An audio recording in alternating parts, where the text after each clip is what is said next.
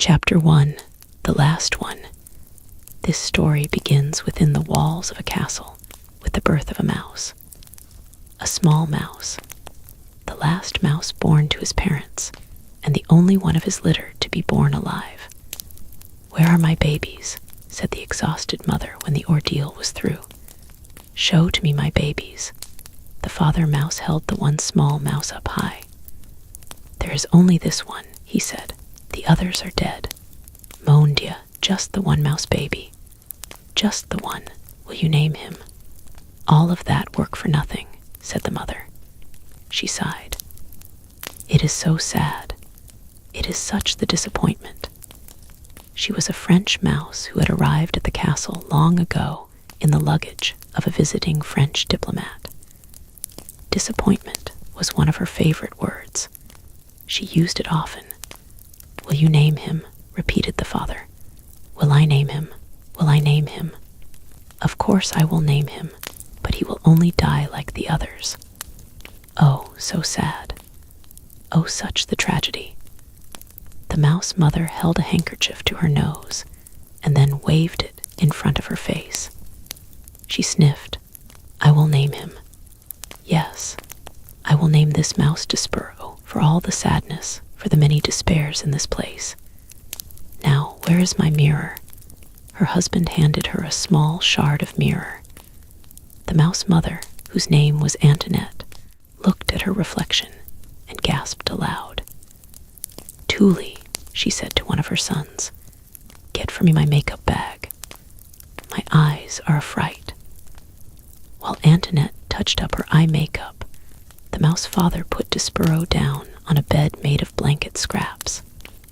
The April sun, weak but determined, shone through a castle window, and from there squeezed itself through a small hole in the wall and placed one golden finger on the little mouse. The other, older mice children gathered around to stare at Despereaux. "His ears are too big," said his sister Merlot. "Those are the biggest ears I've ever seen." "Look," said a brother named Furlough. "His eyes are open." "Pa, his eyes are open. They shouldn't be open." It is true, Despereaux's eyes should not have been open, but they were. He was staring at the sun reflecting off his mother's mirror. The light was shining onto the ceiling in an oval of brilliance, and he was smiling up at the sight. "There's something wrong with him," said the father. "Leave him alone." Despereaux's brothers and sisters stepped back, away from the new mouse. "This is the last," proclaimed Antoinette from her bed. "I will have no more mice babies.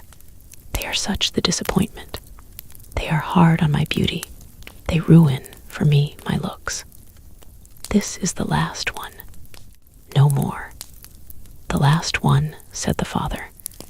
"And he'll be dead soon. He can't live, not with his eyes open like that." But reader, he did live. This is his story. Chapter 2. Such a disappointment. Despereaux Tilling lived, but his existence was cause for much speculation in the mouse community. "He's the smallest mouse I've ever seen," said his Aunt Florence. "It's ridiculous. No mouse has ever been this small, not even a Tilling." She looked at Despereaux through narrowed eyes, as if she expected him to disappear entirely. "No mouse," she said again. "Ever." Despereaux, his tail wrapped around his feet, stared back at her. "Those are some big ears he's got, too," observed his Uncle Alfred. "They look more like donkey ears, if you ask me." "They are obscenely large ears," said Aunt Florence. Despereaux wiggled his ears. His Aunt Florence gasped. "They say he was born with his eyes open," whispered Uncle Alfred. Despereaux stared hard at his uncle. "Impossible," said Aunt Florence. "No mouse, no matter how small or obscenely large-eared, is ever born with his eyes open. It simply isn't done." "His pa, Lester, says he's not well," said Uncle Alfred. Despereaux sneezed. noises. Most alarming of all, he showed no interest in the things a mouse should show interest in. He did not think constantly of food. He was not intent on tracking down every crumb. While his larger, older siblings ate, Despereaux stood with his head cocked to one side, holding very still. "Do you hear that sweet, sweet sound?" he said. "I hear the sound of cake crumbs falling out of people's mouths and hitting the floor," said his brother Tully. "That's what I hear." "No," said Despereaux. "It's something else. It sounds like, honey. You might have big ears," said Tully, "but they're not attached right to your brain. You don't hear honey, you smell honey. When there's honey to smell, which there is." "Son," barked Despereaux' father, "snap to it. Get your head out of the clouds and hunt for crumbs." "Please," said his mother, "look for the crumbs. Eat them to make your mama happy. You are such the skinny mouse. You are a disappointment to your mama." "Sorry," said Despereaux. He lowered his head and sniffed the castle floor. But reader, he was not smelling. He was listening with his big ears to the sweet sound that no other mouse seemed to hear. Chapter 3. Once upon a time, Despereaux' sibling tried to educate him in the ways of being a mouse. His brother Furlough took him on a tour of the castle to demonstrate the art of scurrying. "Move side to side," instructed Furlough, scrabbling across the waxed castle floor. "Look over your shoulder all the time, first to the right, then to the left. Don't stop for anything."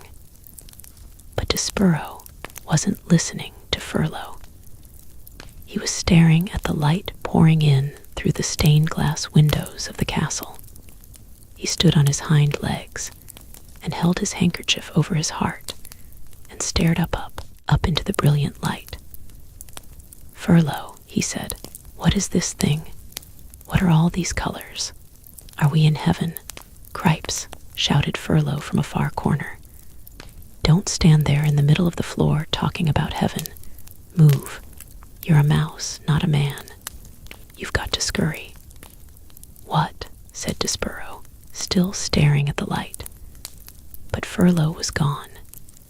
He had, like a good mouse, disappeared into a hole in the molding. Despereaux' sister, Merlot, took him into the castle library, where light came streaming in through tall, high windows and landed on the floor in bright yellow patches. "Here," said Merlot, "follow me.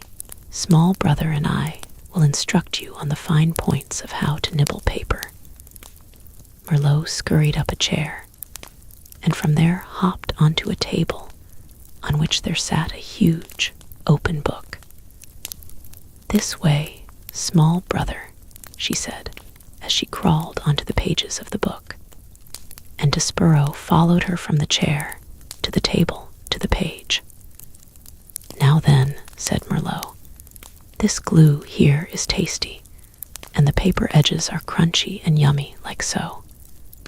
She nibbled the edge of a page and then looked over at Despereaux. "You try," she said. "First a bite of some glue, and then follow it with a crunch of the paper. And these squiggles, they are very tasty."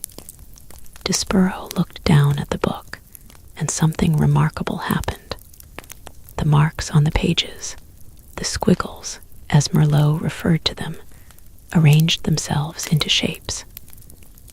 The shapes arranged themselves into words, and the words spelled out a delicious and wonderful phrase: "Once upon a time." "Once upon a time," whispered Despereaux. "What?" said Merlot. "Nothing. Eat," said Merlot. "I couldn't possibly," said Despereaux, backing away from the book. "Why, said Despereaux. "It would ruin the story." "The story? What story?" Merlot stared at him. "A piece of paper trembled at the end of one of her indignant whiskers. "It's just like Pa said when you were born. Something is not right with you." She turned and scurried from the library to tell her parents about this latest disappointment. Despereaux waited until she was gone, and then he reached out and with one paw touched the lovely words. "Once upon a time," he shivered, he sneezed, he blew his nose into his handkerchief. "Once upon a time," he said aloud, relishing the sound. And then, tracing each word with his paw, he read the story of a beautiful princess and the brave knight who serves and honors her. Despereaux did not know it, but he would need, very soon, to be brave himself. Have I mentioned that beneath the castle there was a dungeon? In the dungeon there were rats. Large rats. Mean rats. Despereaux was destined to meet those rats. Reader, you must know that an interesting fate, sometimes involving rats, sometimes not, awaits almost everyone, mouse or man, who does not conform. Chapter 4. Enter the plea. Despereaux's brothers and sisters soon abandoned the thankless task of trying to educate him in the ways of being a mouse. And so Despereaux was free. He spent his days as he wanted. He wandered through the rooms of the castle, staring dreamily at the light streaming in through the stained glass windows. He went to the library and read over and over again the story of the fair maiden and the knight who rescued her. And he discovered, finally, the source of the honey-sweet sound. The sound was music. The sound was King Philip playing his guitar and singing to his daughter, the Princess P, every night before she fell asleep. Hidden in a hole in the wall of the princess's bedroom, the mouse listened with all his heart. The sound of the king's music made Despereaux's soul grow large and light inside of him. "Oh," he said, "it sounds like heaven. It smells like honey." He stuck his left ear out of the hole in the wall so that he could hear the music better. And then he stuck his right ear out so that he could hear better still. And it wasn't too long before one of his paws followed his head, and then another paw. And then, without any real planning on Despereaux's part, the whole of him was on display, all in an effort to get closer to the music. Now, while Despereaux did not indulge in many of the normal behaviors of mice, he did adhere to one of the most basic and elemental of all mice rules. Do not ever, under any circumstances, reveal yourself to humans. But the music made him lose his head and act against the few small mouse instincts he was in possession of. And because of this, he revealed himself. And in no time at all, he was spied by the sharp-eyed Princess P. "Oh, Papa," she said, "look, a mouse." The king stopped singing. He squinted. The king was nearsighted, that is, anything that was not right in front of his eyes was very difficult for him to see. "Where?" said the king. "There," said the Princess P. She pointed. "That, my dear P, is a bug, not a mouse. It is much too small to be a mouse." No, it's a mouse." "A bug," said the king, who liked to be right. "A mouse," said the P, who knew that she was right. As for Despereaux, he was beginning to realize that he had made a very grave error. He trembled, he shook, he sneezed, he considered fainting. "He's frightened," said the P. "Look, he's so afraid he's shaking. I think he was listening to the music. Play something, Papa." A king play music for a bug. King Philip wrinkled his forehead. Is that proper, do you think? Wouldn't that make this into some kind of topsy-turvy, wrong-headed world if a king played music for a bug? Papa, I told you he's a mouse, said the pea. Please. Oh, well, if it will make you happy, I, the king, will play music for a bug. A mouse, corrected the pea. The king adjusted his heavy gold crown. He cleared his throat. He strummed the guitar and started to sing a song about stardust. The song was as sweet as light shining through stained glass windows, as captivating as the story in a book. Despereaux forgot all his fear. He only wanted to hear the music. He crept closer, and then closer still, until, reader, he was sitting right at the foot of the king. Chapter 5. What Furlough Saw. The Princess P looked down at Despereaux. She smiled at him. And while her father played another song, a song about the deep purple falling over sleepy garden walls, the princess reached out and touched the top of the mouse's head. Despereaux stared up at her in wonder. The pea, he decided, looked just like the picture of the fair maiden in the book in the library. The princess smiled at Despereaux again, and this time Despereaux smiled back. And then something incredible happened. The mouse fell in love. Reader, you may ask this question. In fact, you must ask this question. Is it ridiculous for a very small, sickly, big-eared mouse to fall in love with a beautiful human princess named P? The answer is yes, of course it's ridiculous. Love is ridiculous. But love is also wonderful and powerful. And Despereaux's love for the Princess P would prove in time to be all of these things: powerful, wonderful, and ridiculous. You're so sweet, said the princess to Despereaux. You're so tiny. As Despereaux looked up at her adoringly, Furlough happened to scurry past the princess's room, moving his head left to right to left, back and forth. Cripes, said Furlough. He stopped. He stared into the princess's room. His whiskers became as tight as bowstrings. What Furlough saw was Despereaux sitting at the foot of the king. What Furlough saw was the princess touching the top of his brother's head. Cripes, shouted Furlough again. Oh, Cripes, he's nuts. He's a goner. And executing a classic scurry, Furlough went off to tell his father, Lester Tilling, the terrible, unbelievable news of what he had just seen. Chapter 6. This drum. He simply cannot be my son, Lester said. He clutched his whiskers with his front paws and shook his head from side to side in despair. Of course he is your son, said Antoinette. What do you mean he is not your son? This is a ridiculous statement. Why must you always make the ridiculous statements? You, said Lester.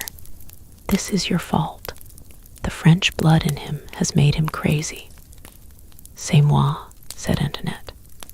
C'est moi. Why must it always be I who takes the blame? If your son is such the disappointment, it is as much your fault as mine. Something must be done, said Lester. He pulled on a whisker so hard that it came loose. He waved the whisker over his head. He pointed it at his wife. He will be the end of us all, he shouted, sitting at the foot of a human king. Unbelievable, unthinkable. Oh, so dramatic, said Antoinette. She held out one paw and studied her painted nails. He is a small mouse. How much of the harm can he do? If there is one thing I have learned in this world, said Lester, it is that mice must act like mice, or else there is bound to be trouble. I will call a special meeting of the Mouse Council. Together, we will decide what must be done." "Oh," said Antoinette, "you and this council of the mouse. It is a waste of the time, in my opinion." "Don't you understand?" shouted Lester. "He must be punished. He must be brought up before the tribunal." He pushed past her and dug furiously through a pile of paper scraps until he uncovered a thimble with a piece of leather stretched across its open end. "Oh, please," said Antoinette. She covered her ears. "Not this drum of the Council of the Mouse." "Yes," said Lester, "the drum." He held it up high above his head, first to the north, and then to the south, and then to the east and the west. He lowered it and turned his back to his wife, and closed his eyes, and took a deep breath, and began to beat the drum slowly, one long beat with his tail, two staccato beats with his paws. Boom, tat-tat, boom, tat-tat, boom, tat-tat. The rhythm of the drum was a signal for the members of the Mouse Council. Boom, tat-tat, boom, tat-tat, boom. The beating of the drum let them know that an important decision would have to be made, one that affected the safety and well-being of the entire mouse community. Boom, tat-tat, boom, tat-tat, boom. Chapter 7, A Mouse in Love. And what was our own favorite member of the mouse community doing while the sound of the Mouse Council drum echoed through the walls of the castle? Reader, I must report that Furlough had not seen the worst of it. Despereaux sat with the princess and the king and listened to song after song. At one point, gently, oh so gently, the pea picked up the mouse in her hand. She cupped him in her palm and scratched his oversized ears. "You have lovely ears," the pea said to him. "They are like small pieces of velvet." Despereaux thought that he might faint with the pleasure of someone referring to his ears as small and lovely. He laid his tail against the pea's wrist to steady himself, and he felt the princess's pulse, the pounding of her heart, and his own heart immediately took up the rhythm of hers. "Papa," the pea said when the music was over, "I am going to keep this mouse. We are going to be great friends." The king looked at Despereaux cupped in his daughter's hands. He narrowed his eyes. "A mouse," he muttered. "A rodent." "What?" said the pea. "Put it down," the king commanded. "No," said the pea, who was a person not at all used to being told what to do. "I mean, why should I? Because I told you to." "But why?" protested the pea. "Because it's a mouse." "I know.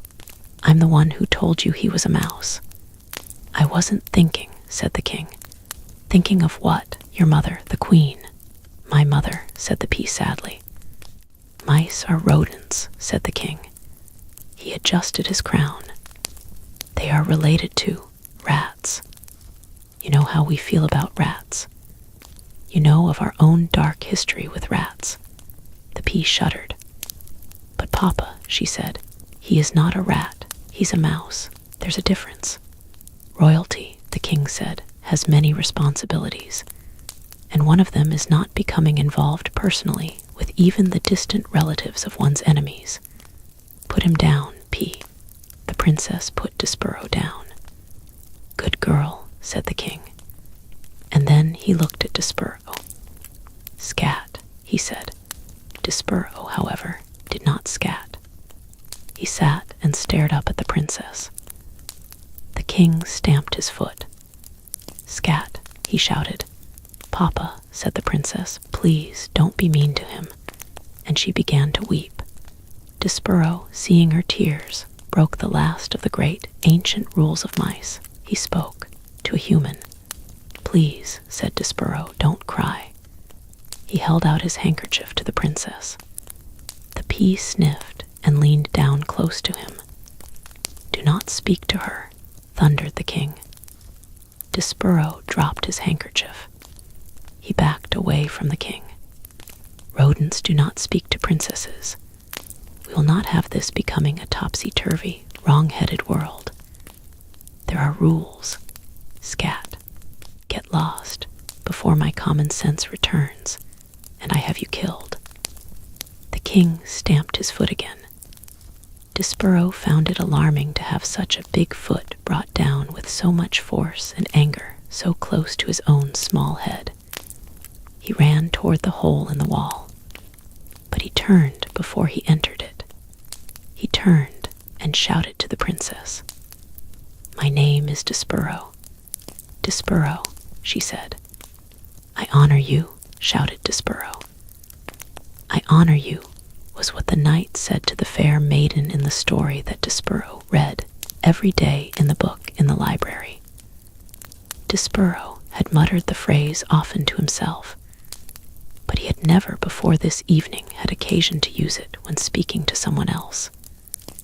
"Get out of here," shouted the king, stamping his foot harder, and then harder still, so it seemed as if the whole castle, the very world, were shaking. Rodents know nothing of honor. Despereaux ran into the hole, and from there he looked out at the princess. She had picked up his handkerchief, and she was looking at him, right directly into his soul. "Despereaux," she said. He saw his name on her lips. "I honor you," whispered Despereaux. "I honor you." He put his paw over his heart. He bowled so low that his whiskers touched the floor. He was, alas, a mouse deeply in love. Chapter 8, To the Rats. The Mouse Council, 13 honored mice, and one most very honored head mouse, heeded the call of Leicester's drum, and gathered in a small, secret hole off King Philip's throne room. The 14 mice sat around a piece of wood balanced on spools of thread, and listened in horror, while Despereaux's father related the story of what Furlough had seen. "At the foot of the king," said Leicester. "Her finger right on top of his head," said Leicester. He was looking up at her, and it was not in fear. The Mouse Council members listened with their mouths open. They listened with their whiskers drooping and their ears flat against their heads. They listened in dismay and outrage and fear. When Leicester finished, there was a silence dismal and deep.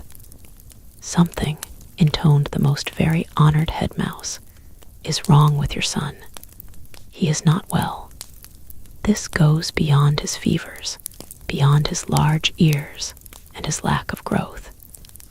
He is deeply disturbed. His behavior endangers us all. Humans cannot be trusted. We know this to be an indisputable fact. A mouse who consorts with humans, a mouse who would sit right at the foot of a man, a mouse who would allow a human to touch him." And here, the entire Mouse Council indulged in a collective shiver of disgust. "Cannot be trusted. That is the way of the world, our world. Fellow mice, it is my most fervent hope that Despereaux has not spoken to these humans. But obviously, we can assume nothing. And this is a time to act, not wonder." Leicester nodded his head in agreement, and the 12 other members of the Mouse Council nodded their heads too. "We have no choice," said the head mouse. "He must go to the dungeon." He pounded his fisted paw on the table. "He must go to the rats. Immediately. Members of the council, I will now ask you to vote. Those in favor of Despereaux being sent to the dungeon, say aye." There was a chorus of sad ayes. Those opposed say nay. Silence reigned in the room. The only noise came from Leicester. He was crying, and 13 mice, ashamed for Leicester, looked away. Reader, can you imagine your own father not voting against your being sent to a dungeon full of rats? Can you imagine him not saying one word in your defense? Despereaux's father wept, and the most very honored head mouse beat his paw against the table again, and said, Despereaux Tilling will appear before the mouse community. He will hear of his sins. He will be given a chance to deny them. If he does not deny them, he will be allowed to renounce them, so that he may go to the dungeon with a pure heart. Despereaux Tilling is hereby called to sit with the Mouse Council. At least Lester had the decency to weep at his act of perfidy. Reader, do you know what perfidy means? I have a feeling you do, based on the little scene that has just unfolded here. But you should look up the word in your dictionary, just to be sure. Chapter 9, The Right Question. The Mouse Council sent Furlough to collect Despereaux. And Furlough found his brother in the library, standing on top of the great open book, his tail wrapped tightly around his feet, his small body shivering. Despereaux was reading the story out loud to himself.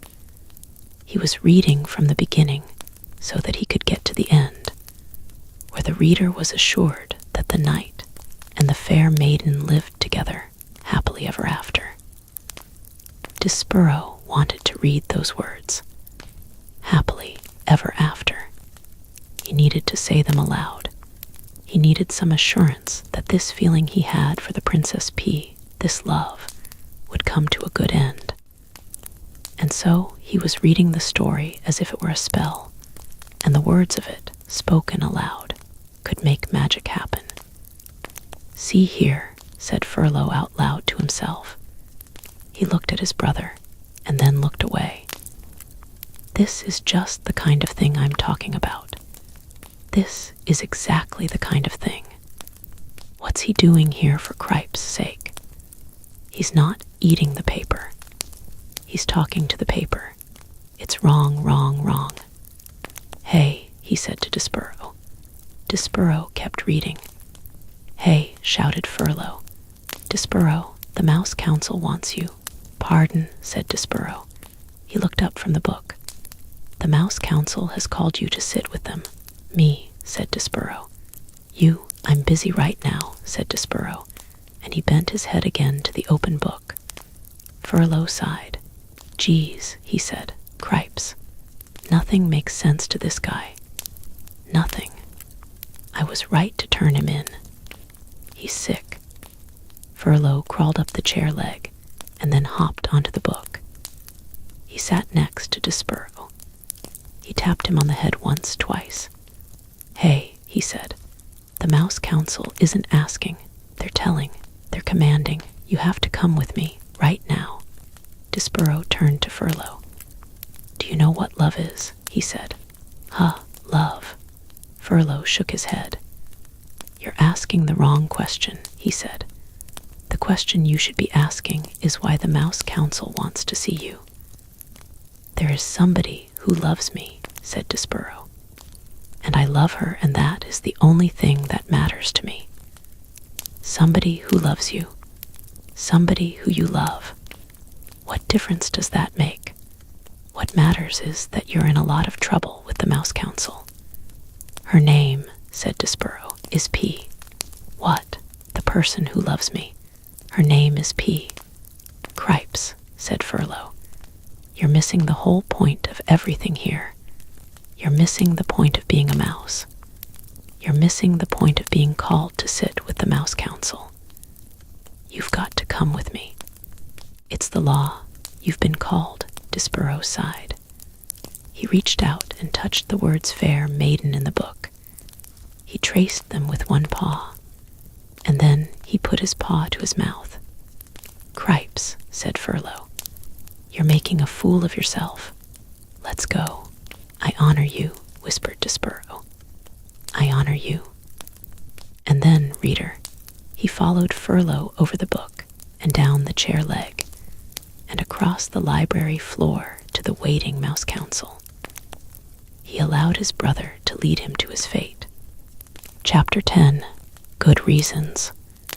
The entire mouse community, as instructed by the most very honored head mouse, had gathered behind the wall of the castle ballroom.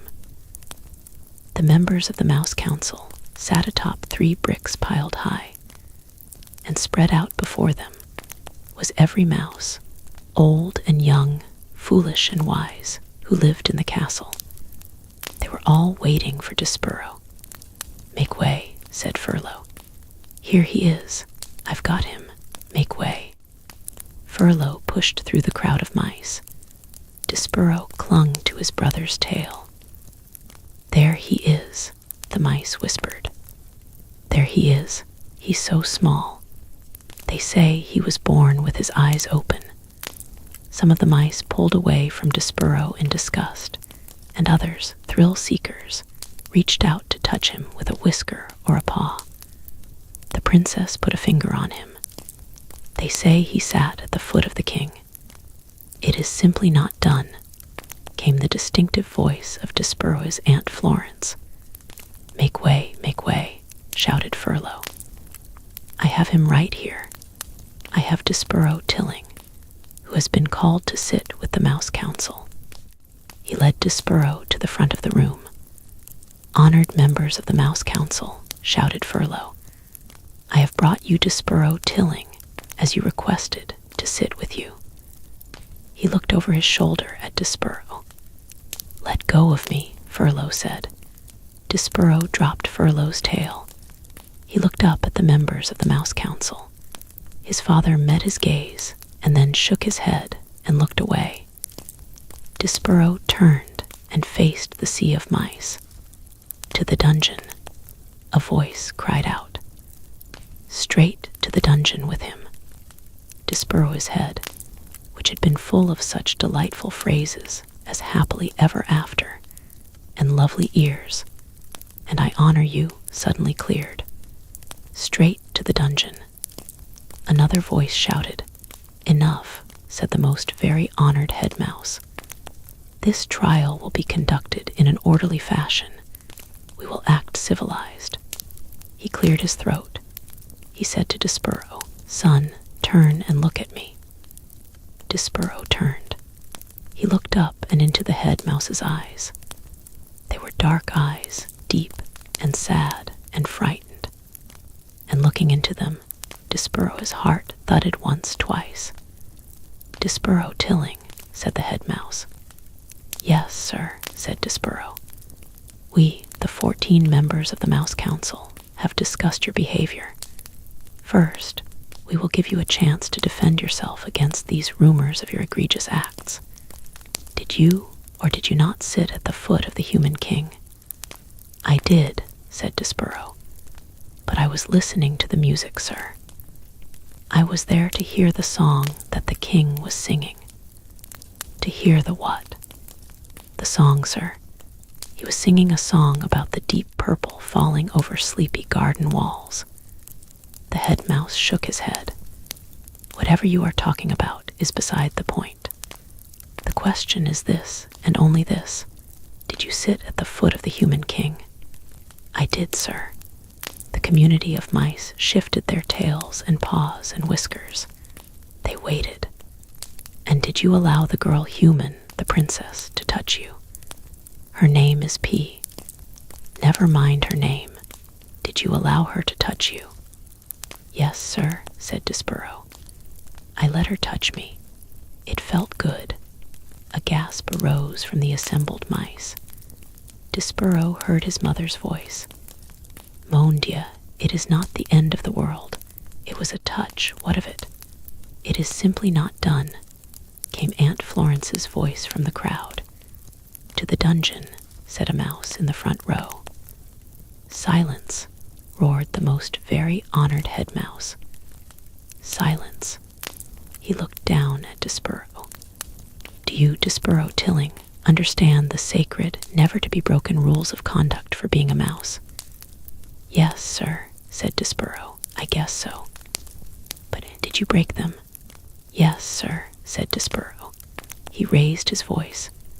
"But I broke the rules for good reasons, because of music and because of love." "Love," said the head mouse. said Furlough. "Here we go." "I love her, sir," said Despereaux. "We are not here to talk about love. This trial is not about love. This trial is about you being a mouse," shouted the most very honored head mouse from high atop the bricks, "and not acting like one." "Yes, sir," said Despereaux. "I know. No, I don't think that you do know. And because you do not deny the charges, you must be punished. You are to be sent, as ancient castle mouse law decrees, to the dungeon. You are being sent to the rats." "That's right," shouted a mouse in the crowd. "That's the ticket. The dungeon. The rats." Despereaux's small heart sank all the way to the tip of his tail. There would be no light in the dungeon. No stained glass windows. No library and no books. There would be no Princess P. "But first," said the most very honored head mouse, "we will give you the chance to renounce your actions. We will allow you to go to the dungeon with a pure heart. Renounce. Repent. Say that you are sorry you sat at the foot of the human king. Say that you are sorry you allowed the human princess to touch you. Say that you regret these actions." Despereaux felt hot, and then cold, and then hot again. "Renounce her. Renounce the princess." "Mon Dieu," shouted his mother. "Son, do not act the fool. Renounce. Repent. What say you, Despereaux Tilling?" I say, I say, I say, no," whispered Despereaux. "What?" said the head mouse. "No," said Despereaux. And this time he did not whisper the word. "I am not sorry. I will not renounce my actions. I love her. I love the princess." There was a bellow of collective outrage. The whole of the mouse community surged toward Despereaux. The mice seemed to become one angry body with hundreds of tails and thousands of whiskers, and one huge, hungry mouth opening and closing and opening and closing, saying over and over and over again, "To the dungeon, to the dungeon, to the dungeon." The words pounded through Despereaux's body with each beat of his heart. "Very well," said the most very honored head mouse. "You will die, then, with a black heart. Threadmaster," he called, "bring out the thread." Despereaux marveled at his own bravery. He admired his own defiance. And then, reader, he fainted. Chapter 11. The Threadmaster Cometh. When Despereaux came to, he heard the drum. His father was beating a rhythm that had much more boom and much less tat. Together, Lester and the drum produced an ominous sound that went something like this: boom, boom, boom, tat. Boom, boom, boom, tat. "Make way for the thread," cried a mouse who was pushing a wooden spool of red thread through the crowd. "Make way for the thread." Boom, boom, boom, tat, went the drum. "To the dungeon," shouted the mice. Lay on his back, blinking his eyes. How, he wondered, had things gone so terribly wrong? Wasn't it a good thing to love? In the story in the book, love was a very good thing. Because the knight loved the fair maiden, he was able to rescue her. They lived happily ever after. It said so.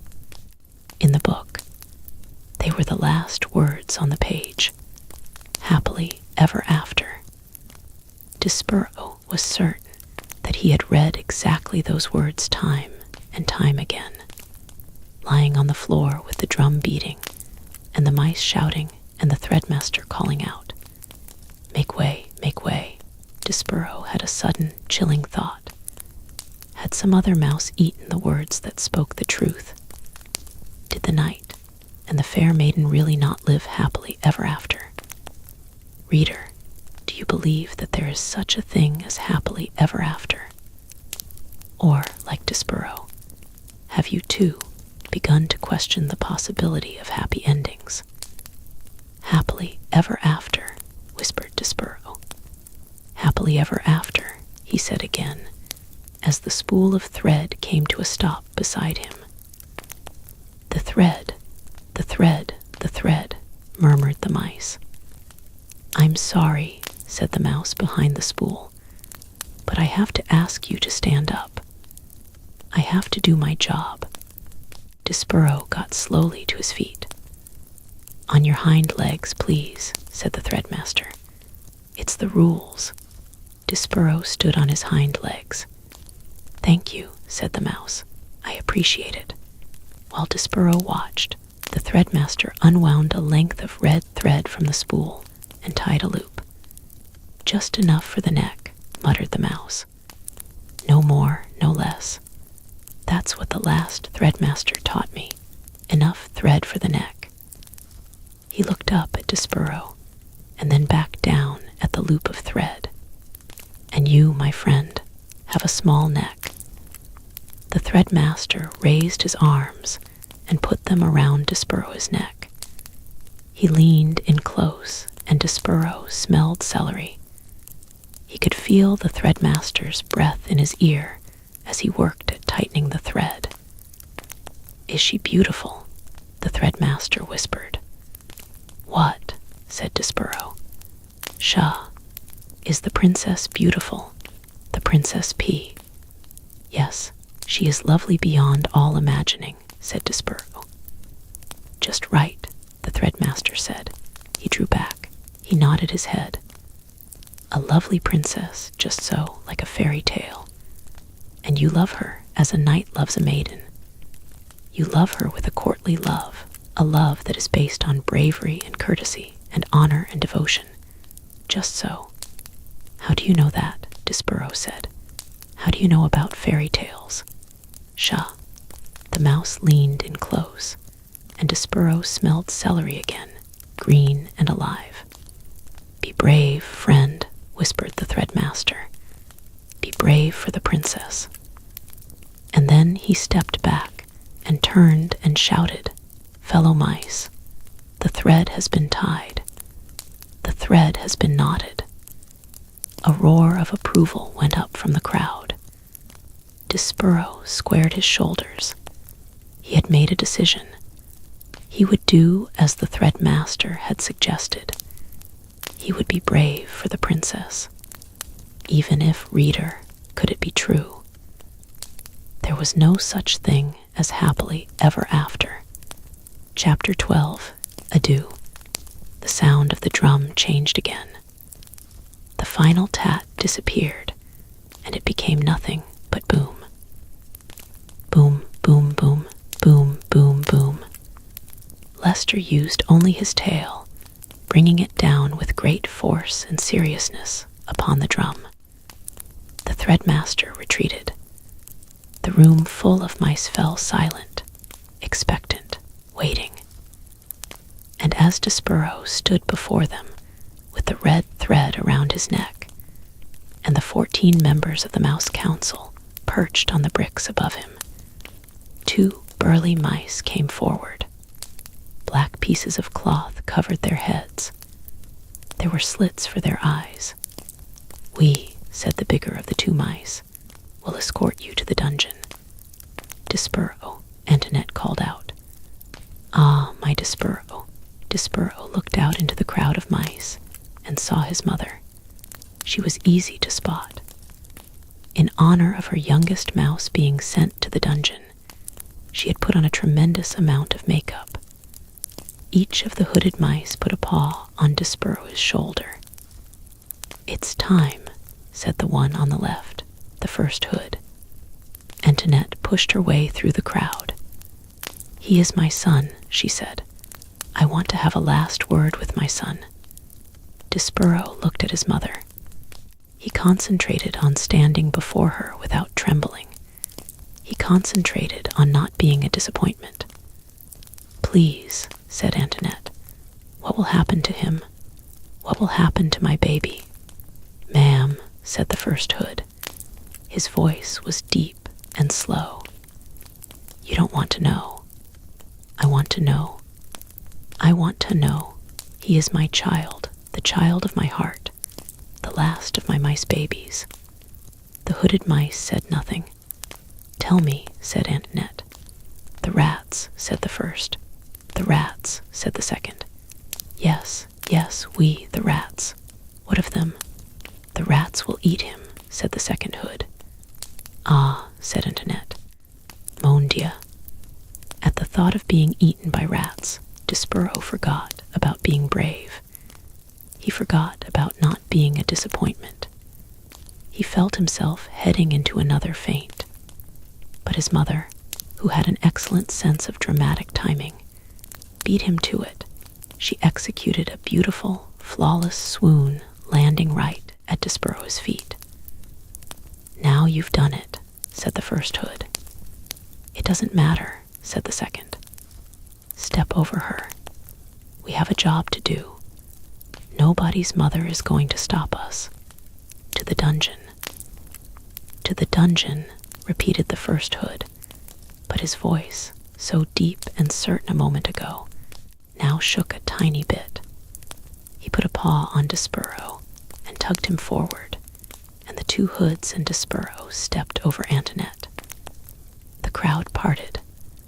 The mice began again to chant, to the dungeon, to the dungeon, to the dungeon.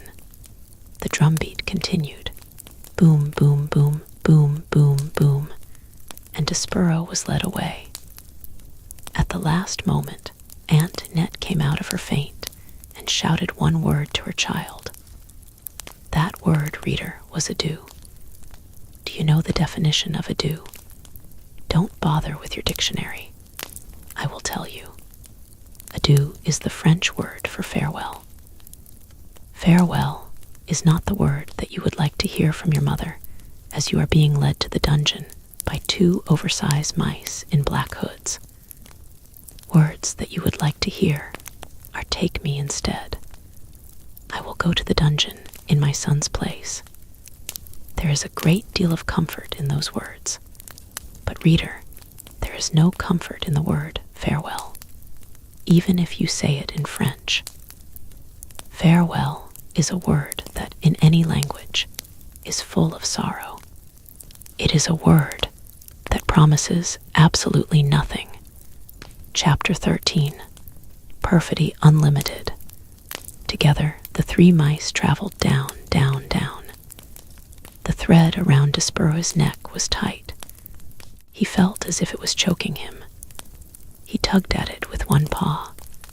Don't touch the thread, barked the second hood. Yeah, echoed the first hood. Don't touch the thread. They moved quickly, and whenever Despereaux slowed, one of the two hoods poked him in the shoulder and told him to keep moving. They went through holes in the wall and down golden stairs. They went past rooms with doors that were closed and doors that were flung wide. The three mice traveled across marble floors and under heavy velvet drapes. They moved through warm patches of sunlight and dark pools of shade.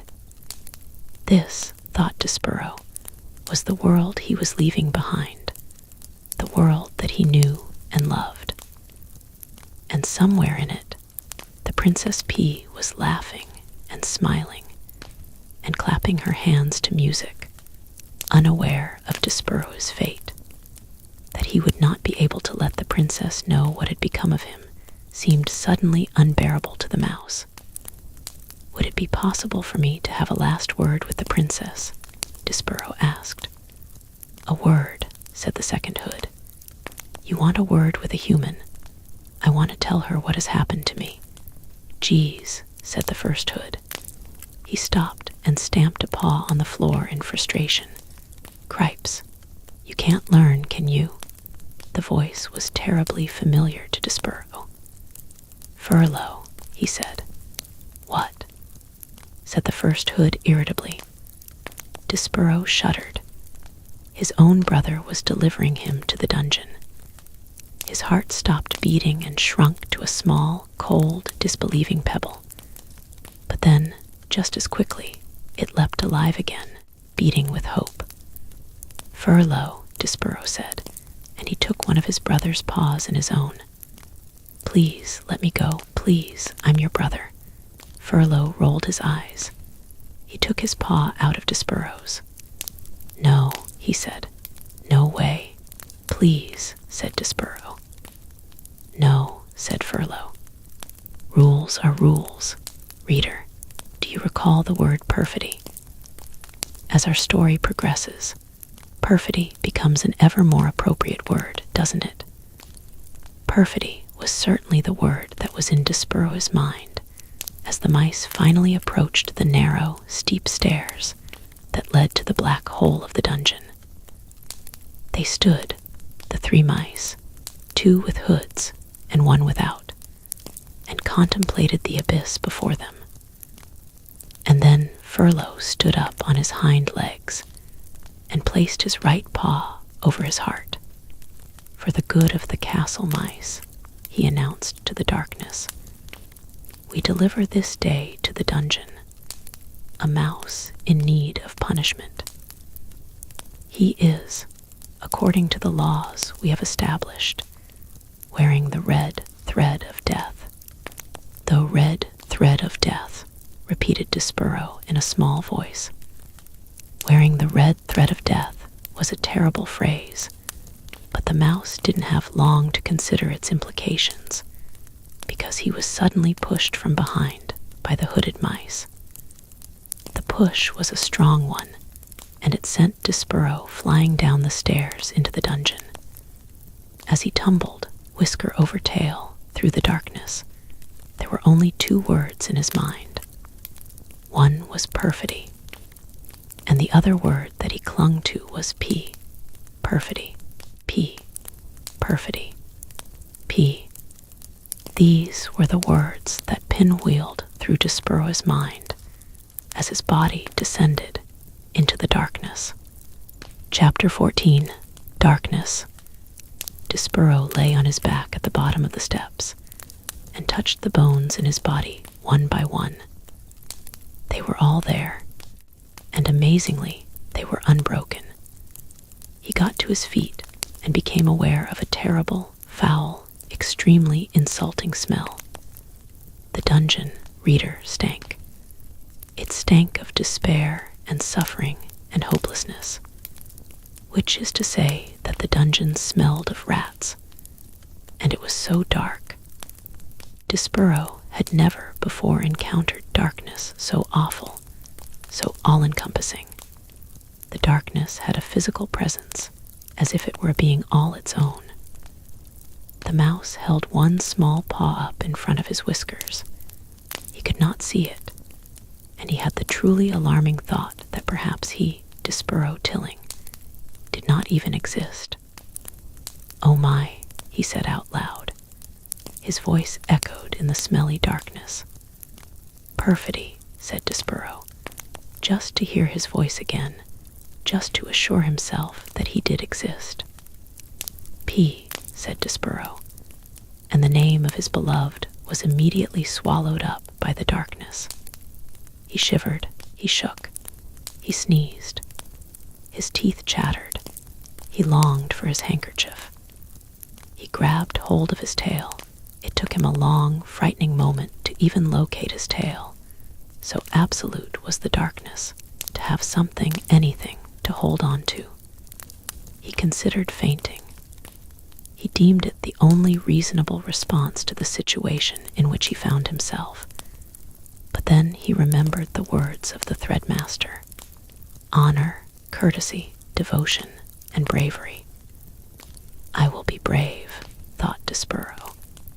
I will try to be brave like a knight in shining armor. I will be brave for the Princess P. How best for him to be brave. He cleared his throat. He let go of his tail. He stood up straighter. Once upon a time, he said out loud to the darkness. He said these words because they were the best, the most powerful words that he knew, and just the saying of them comforted him. Once upon a time, he said again, feeling a tiny bit braver. There was a knight, and he wore, always, an armor of shining silver. Once upon a time, boomed a voice from the darkness. A knight in shining armor. What does a mouse know of such things? That voice, the loudest voice that Despereaux had ever heard, could only, he assumed, belong to the world's largest rat.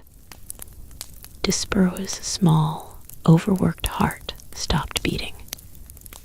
And for the second time that day, the mouse fainted. Chapter 15, Light. When Despereaux awoke, he was cupped in the large, calloused hand of a human, and he was staring into the fire of one match. And beyond the match, there was a large, dark eye looking directly at him. A mouse with red thread, boomed the voice. Oh, yes, Gregory knows the way of mice and rats. Gregory knows. And Gregory has his own thread, marking him. See here, mouse. And the match was held to a candle, and the candle sputtered to life, and Despereaux saw that there was a rope tied around the man's ankle.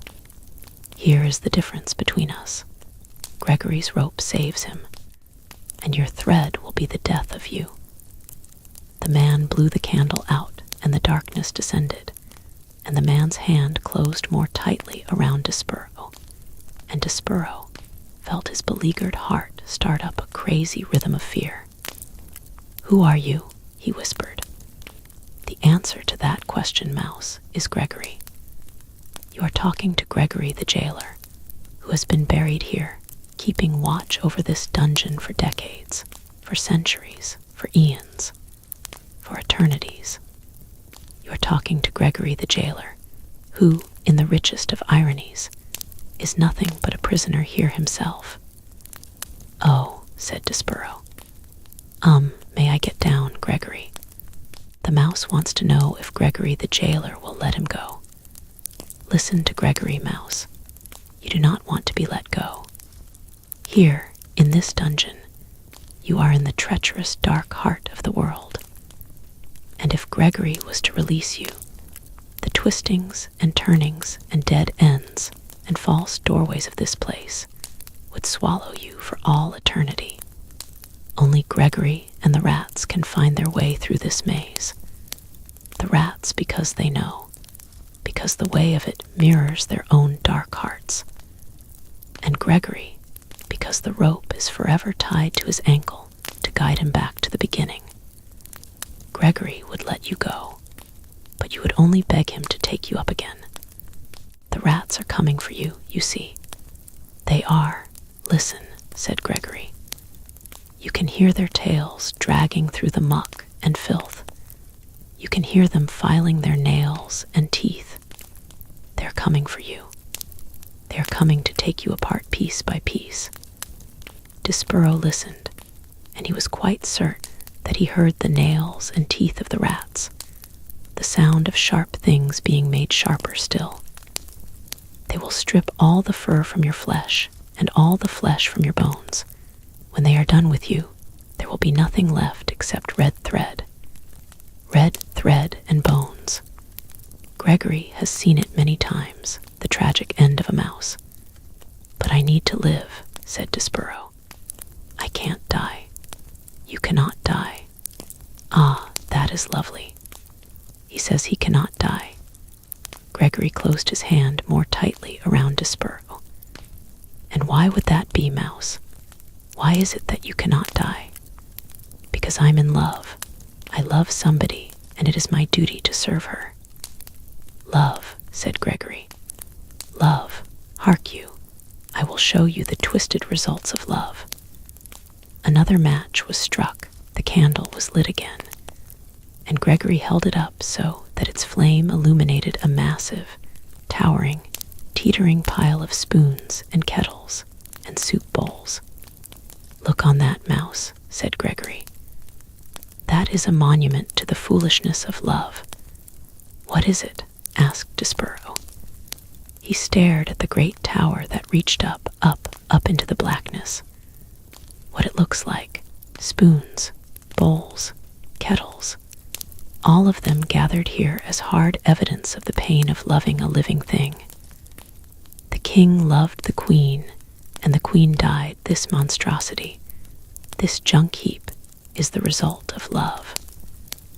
"I don't understand," said Despereaux. "And you will not understand until you lose what you love." "But enough about love," said Gregory. He blew out the candle. "We will talk instead about your life, and how Gregory will save it if you so desire." "Why would you save me?" Despereaux asked. "Have you saved any of the other mice?" "Never," said Gregory. "Not one." "Why would you save me then?" "Because you, mouse, can tell Gregory a story.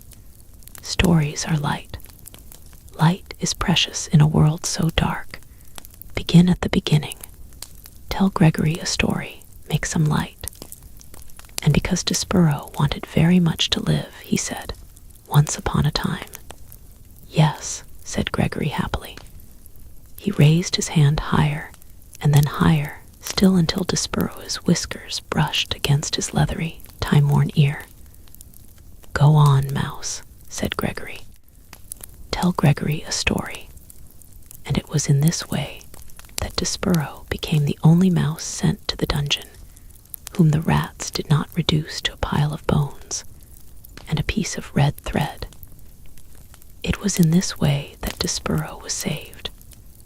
Reader, if you don't mind, that is where we will leave our small mouse for now, in the dark of the dungeon, in the hand of an old jailer, telling a story to save himself. It is time for us to turn our attention elsewhere, time for us, reader, to speak of rats, and of one rat in particular.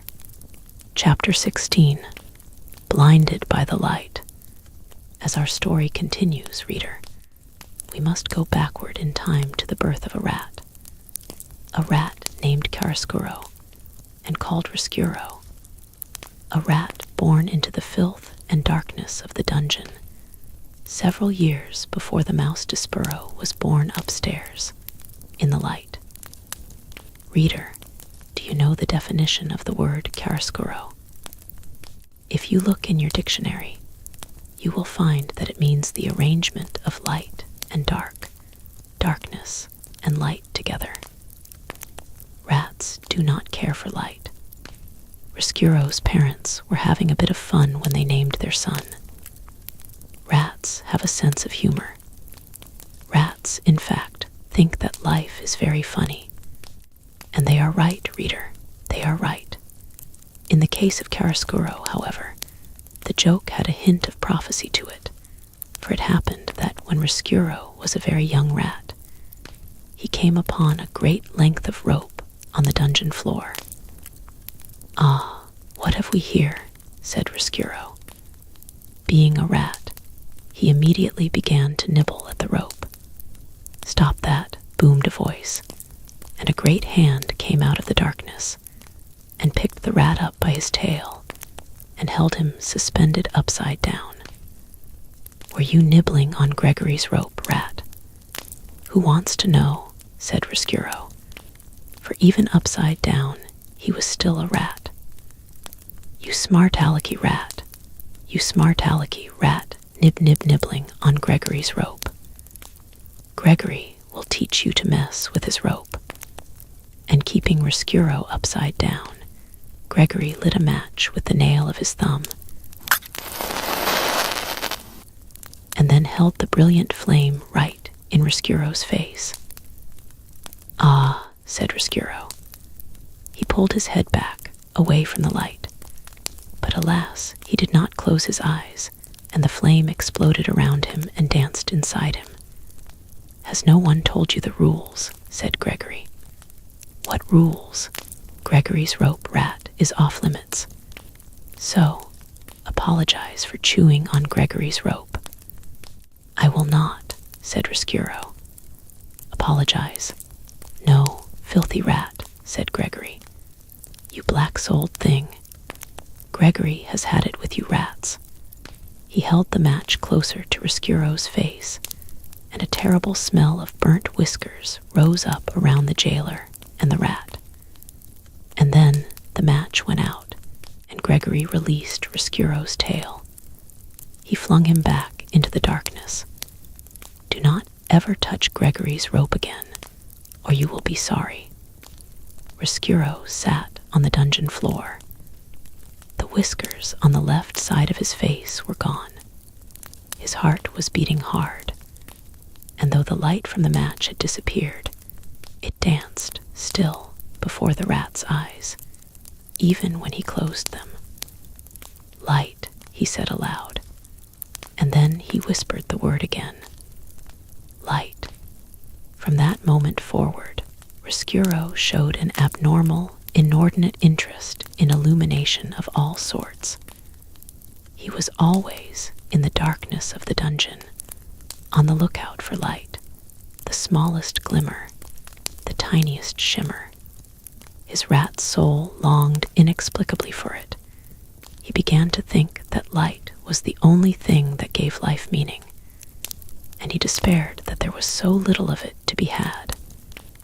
He finally voiced this sentiment to his friend, a very old one-eared rat named Botticelli Rimorso. I think, said Chiaroscuro, that the meaning of life is light. Light, said Botticelli. Ha ha ha, you kill me. Light has nothing to do with it. What does it all mean then? Asked Chiaroscuro. The meaning of life, said Botticelli, is suffering, specifically the suffering of others. Prisoners, for instance. Reducing a prisoner to weeping and wailing and begging is a delightful way to invest your existence with meaning. As he spoke, Botticelli swung from the one extraordinarily long nail of his right front paw a heart-shaped locket. He had taken the locket from a prisoner and hung it on a thin braided rope. Whenever Botticelli spoke, the locket moved. Back and forth it swung. You listening? Botticelli said to Chiaroscuro. I am listening. Good, said Botticelli. Do as I say and your life will be full of meaning. This is how to torture a prisoner. First, you must convince him that you are a friend. Listen to him. Encourage him to confess his sins. And when the time is right, talk to him. Tell him what he wants to hear. Tell him, for instance, that you will forgive him. This is a wonderful joke to play upon a prisoner, to promise forgiveness. Why? Said Chiaroscuro. His eyes went back and forth, following the locket. Because, said Botticelli, you will promise it, but you will not grant it. You gain his trust, and then you deny him. You refuse to offer the very thing he wants. Forgiveness, freedom, friendship, whatever it is that his heart most desires, you withhold. At this point in his lecture, Botticelli laughed so hard that he had to sit down and catch his breath. The locket swayed slowly back and forth, and then stopped altogether. Ha, said Botticelli. Ha ha ha. You gain his trust, you refuse him, and ha ha, you become what he knew you were all along. What you knew you were all along, not a friend, not a confessor, not a forgiver, but ha ha, a rat. Botticelli wiped his eyes and shook his head and sighed a sigh of great contentment. He set the locket in motion again. At that point, it is most effective to run back and forth over the prisoner's feet, inducing physical terror along with the emotional sort. Oh, he said, it is such a lovely game, such a lovely game, and it is just absolutely chock full of meaning. I would like very much to torture a prisoner, said Chiaroscuro. I would like to make someone suffer. Your time will come, said Botticelli. Currently, all the prisoners are spoken for, but another prisoner will arrive sooner or later. How do I know this to be true? Because, Chiaroscuro, thankfully, there is evil in the world, and the presence of evil guarantees the existence of prisoners. So soon there will be a prisoner for me. Yes, said Botticelli remorso. Yes, I'm looking forward to it. Ha ha ha. Of course you are looking forward to it. You are looking forward to it because you are a rat, a real rat. Yes, said Chiaroscuro. I am a real rat. Concerned not at all with the light, said Botticelli. Concerned not at all with the light, repeated Chiaroscuro. Botticelli laughed again and shook his head. The locket, suspended from the long nail on his paw, swung back and forth, back and forth. You, my young friend, are a rat. Exactly. Yes. Evil prisoners, rats, suffering. It all fits together so neatly, so sweetly. Oh, it is a lovely world, a lovely, dark world. Chapter 17. Small Comforts. Not long after this conversation between Botticelli and Chiaroscuro, a prisoner did arrive. The dungeon door slammed, and the two rats watched a man being led by a king's soldier down the stairs into the dungeon. Excellent, whispered Botticelli. This one is yours. Chiaroscuro looked at the man closely. I will make him suffer, he said. But as he stared up at the man, the door to the dungeon was suddenly flung open, and a thick and brilliant shaft of afternoon light cut into the dark of the dungeon. Ah, said Botticelli. He covered his eyes with one paw. Chiaroscuro, however, stared directly into the light.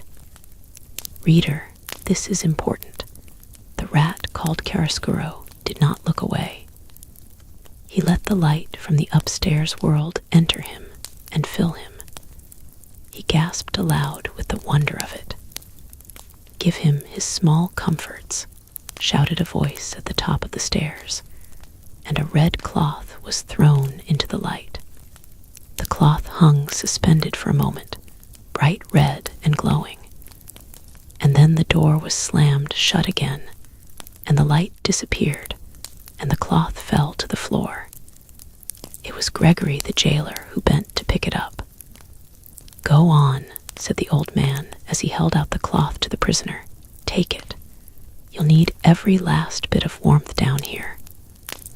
And so the prisoner took the cloth and draped it around his shoulders as if it were a cloak. And the soldier of the king said, Right then, Gregory, he's all yours. Did you see that? Chiaroscuro said to Botticelli.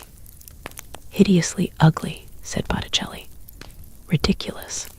What can they possibly mean by letting all that light in at once? Don't they know that this is a dungeon? It was beautiful, said Chiaroscuro. No, said Botticelli. No. He looked at Chiaroscuro intently. Not beautiful, no. I must see more light. I must see all of it, said Chiaroscuro. I must go upstairs. Botticelli sighed. Who cares about the light? Your obsession with it is tiresome. Listen. We are rats. Rats. We do not like light. We are about darkness. We are about suffering. But, said Chiaroscuro upstairs. No buts, said Botticelli. No buts. None. Rats do not go upstairs. Upstairs is the domain of mice. He took the locket from around his neck. What, he said, swinging it back and forth, is this rope made of? Whiskers. The whiskers of whom? Mice. Exactly. And who lives upstairs? Mice. Exactly. Mice. Botticelli turned his head and spat on the floor. Mice are nothing but little packages of blood and bones, afraid of everything. They are despicable, laughable, the opposite of everything we strive to be. Do you want to live in their world? Chiaroscuro looked up, past Botticelli to the delicious sliver of light that shone out from underneath the door. He said nothing. Listen, said Botticelli. This is what you should do. Go and torture the prisoner. Go and take the red cloth from him. The cloth will satisfy your cravings for something from that world, but do not go up into the light. You will regret it." As he spoke, the locket swung back and forth, back and forth. "You do not belong in that world. You are a rat, a rat. Say it with me." "A rat," said Chiaroscuro. "Ah, but you are cheating. You must say, 'I am a rat,'" said Botticelli, smiling his slow smile at Chiaroscuro. "I am a rat," said Chiaroscuro. "Again," said Botticelli, swinging his locket. "I am a rat." "Exactly," said Botticelli. "A rat is a rat is a rat. End of story. World without end. Amen." "Yes," said Chiaroscuro. "Amen, I am a rat." He closed his eyes. He saw again the red cloth spinning against the backdrop of gold. And he told himself, reader, that it was the cloth that he desired, and not the light. Chapter 18, Confessions. Chiaroscuro went, as Botticelli told him he must, to torment the new prisoner, and to take the red cloth from him. The man was sitting with his legs stretched out straight in front of him, chained to the floor. The red cloth was still draped over his shoulders. Chiaroscuro squeezed through the bars and crept slowly over the damp, weeping stones of the cell floor. When he was close to the man, he said, "Ah, welcome, welcome. We are delighted to have you." The man lit a match and looked at Chiaroscuro. Chiaroscuro stared longingly into the light. "Go on," said the prisoner. He waved a hand in the direction of Chiaroscuro, and the match went out. "You're nothing but a rat." "I am," said Chiaroscuro, "exactly that, a rat. Allow me to congratulate you on your very astute powers of observation. What do you want, rat?" "What do I want? Nothing. Nothing for my sake, that is. I have come for you. I have come to keep you company here in the dark." He crawled closer to the man. "I don't need the company of a rat. What about the solace a sympathetic ear can provide? Do you need that? Huh, would you like to confess your sins to a rat? You're kidding, you are. Come now," said Chiaroscuro. "Close your eyes. Pretend that I am not a rat. Pretend that I am nothing but a voice in the darkness. A voice that cares." The prisoner closed his eyes. "All right," he said. "I'll tell you. But I'm telling you because there ain't no point in not telling you. No point in keeping secrets from a dirty little rat. I ain't in such a desperate way that I need to lie to a rat." The man cleared his throat. "I'm here for stealing 6 cows, 2 jerseys, and 4 Guernseys. Cow theft, that's my crime." He opened his eyes and stared into the darkness. He laughed. He closed his eyes again. "But there's something else I done many years ago, another crime, and they don't even know of it." "Go on," said Chiaroscuro softly. He crept closer. He allowed one paw to touch the magical red cloth. "I traded my girl, my own daughter, for this red tablecloth, and for a hen, and for a handful of cigarettes." "Tusk," said Chiaroscuro. He was not alarmed to hear of such a hideous thing. His parents, after all, had not much cared for him, and certainly, if there was any profit in it, they would have sold him.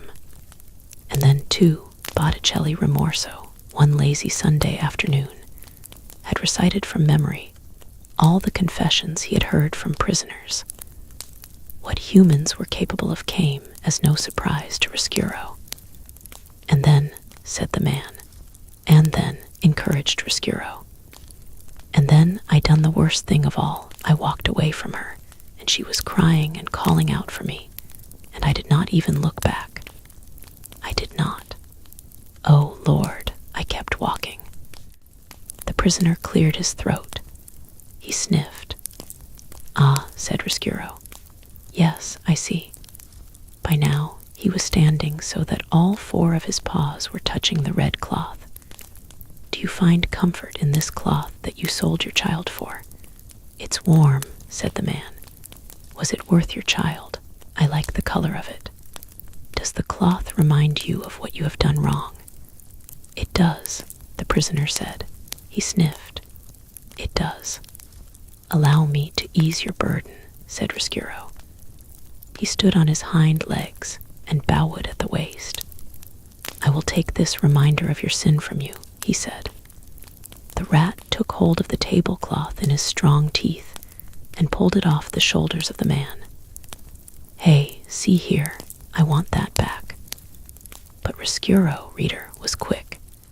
He pulled the tablecloth through the bars of the cell, whoosh, like a magic trick in reverse. Hey, shouted the prisoner, bring that back. It's all I got.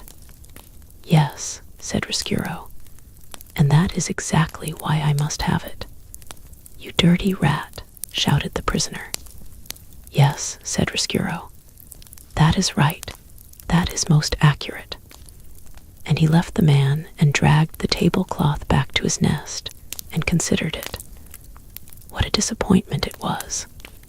Looking at it, Riscuro knew that Botticelli was wrong. What Riscuro wanted, what he needed, was not the cloth, but the light that had shone behind it. He wanted to be filled, flooded, blinded again with light. And for that, reader, the rat knew that he must go upstairs. Chapter 19. Light, light everywhere.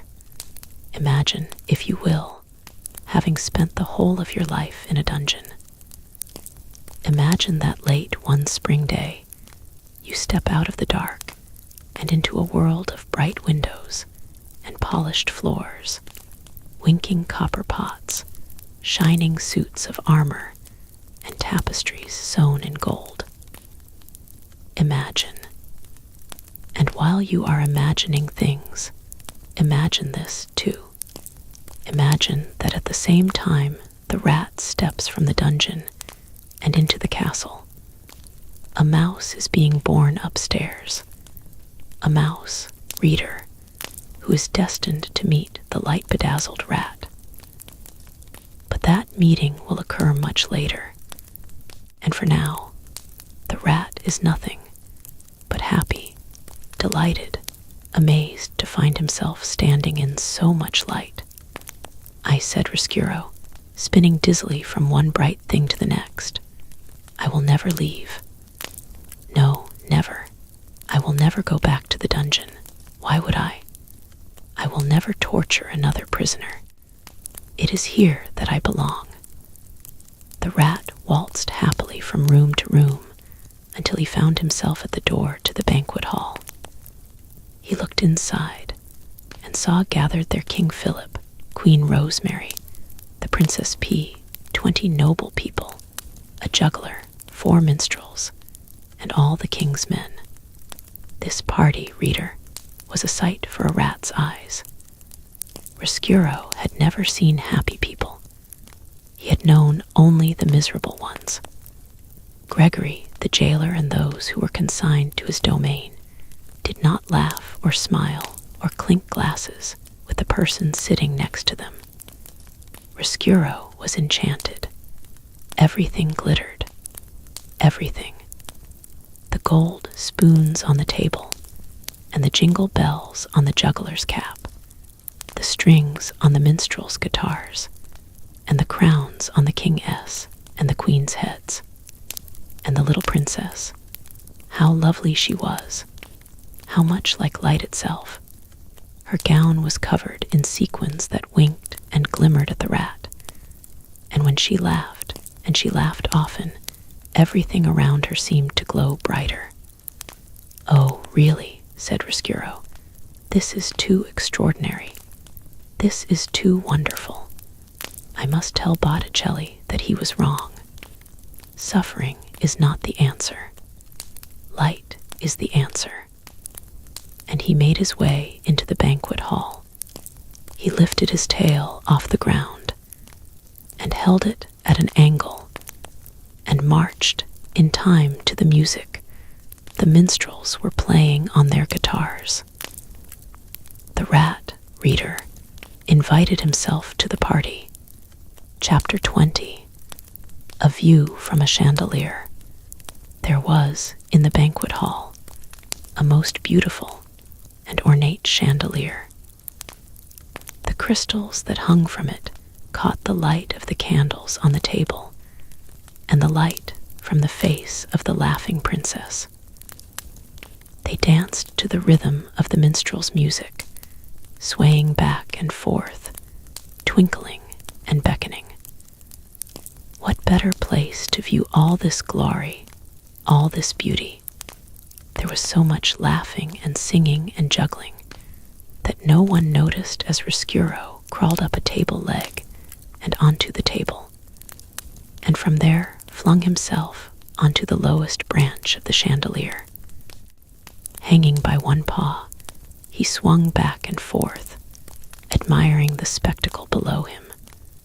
The smells of the food, the sound of the music, and the light, the light, the light.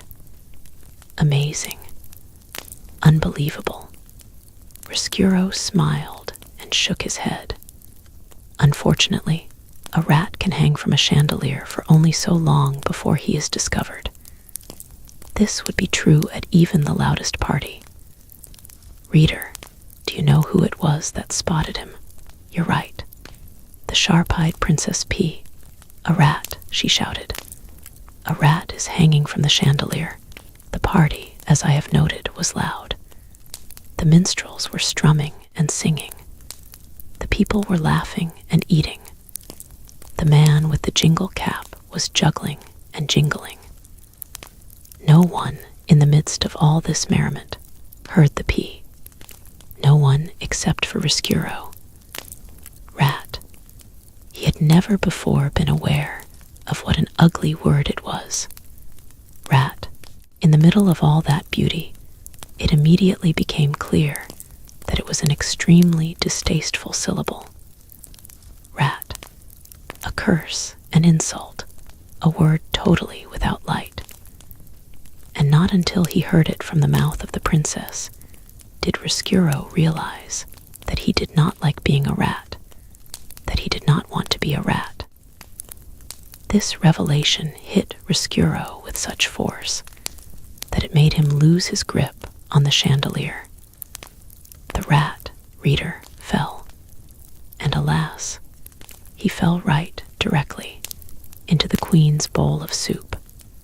Chapter 21. The Queen's Last Words. The Queen loved soup. She loved soup more than anything in the world, except for the Princess P and the King.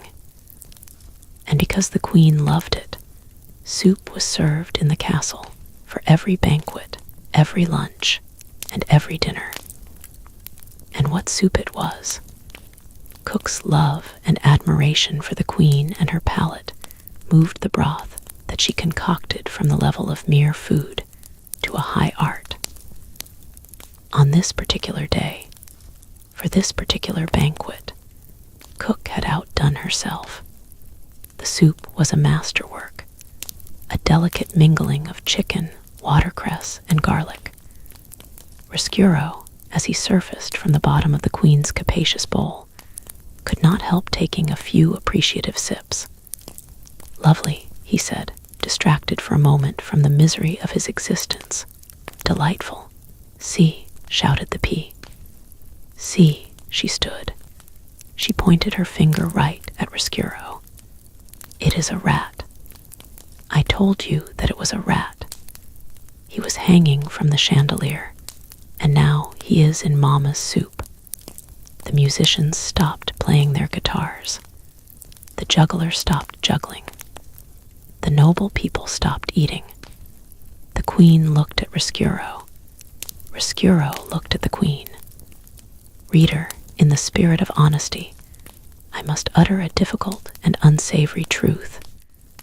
Rats are not beautiful creatures. They are not even cute. They are, really, rather nasty beasts, particularly if one happens to appear in your bowl of soup with pieces of watercress clinging to his whiskers. There was a long moment of silence, and then Chiaroscuro said to the queen, "I beg your pardon." In response, the queen flung her spoon in the air and made an incredible noise, a noise that was in no way worthy of a queen, a noise somewhere between the neigh of a horse and the squeal of a pig, a noise that sounded something like this: "Nake." And then she said, "There is a rat in my soup." The queen was really a simple soul, and always, her whole life, had done nothing except state the overly obvious. She died as she lived. "There is a rat in my soup," were the last words she uttered. She clutched her chest and fell over backward. Her royal chair hit the floor with a thump, and the banquet hall exploded. Spoons were dropped. Chairs were flung back. "Save her," thundered the king. "You must save her." All the king's men ran to try and rescue the queen. Chiaroscuro climbed out of the bowl of soup. He felt that, under the circumstances, it would be best if he left. As he crawled across the tablecloth, he remembered the words of the prisoner in the dungeon, his regret that he did not look back at his daughter as he left her. And so Chiaroscuro turned. He looked back, and he saw that the princess was glaring at him. Her eyes were filled with disgust and anger. "Go back to the dungeon," was what the look she gave him said. "Go back into the darkness where you belong." This look, reader, broke Chiaroscuro's heart. Did you think that rats do not have hearts? Wrong. All living things have a heart, and the heart of any living thing can be broken. If the rat had not looked over his shoulder, perhaps his heart would not have broken. And it is possible, then, that I would not have a story to tell. But reader, he did look. Chapter 22. He puts his heart together again. Chiaroscuro hurried from the banquet hall. "A rat," he said. He put a paw over his heart. "I am a rat, and there is no light for rats. There will be no light for me." The king's men were still bent over the queen. The king was still shouting, "Save her, save her." And the queen was still dead, of course, when Chiaroscuro encountered the queen's royal soup spoon lying on the floor. "I will have something beautiful," he said aloud. "I am a rat." Chiaroscuro hurried from the banquet hall. "A rat," he said. He put a paw over his heart. "I am a rat, and there is no light for rats. There will be no light for me." The king's men were still bent over the queen. The king was still shouting, "Save her, save her." And the queen was still dead, of course, when Chiaroscuro encountered the queen's royal soup spoon lying on the floor.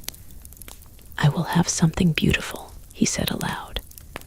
"I am a rat, but it will have something beautiful. I will have a crown of my own." He picked up the spoon. He put it on his head. "Yes," said Chiaroscuro, "I will have something beautiful, and I will have revenge, both things, somehow." There are those hearts, reader, that never mend again once they are broken. Or if they do mend, they heal themselves in a crooked and lopsided way, as if sewn together by a careless craftsman. Such was the fate of Chiaroscuro. His heart was broken. Picking up the spoon and placing it on his head, speaking of revenge, these things helped him to put his heart together again. But it was, alas, put together wrong. "Where is the rat?" shouted the king.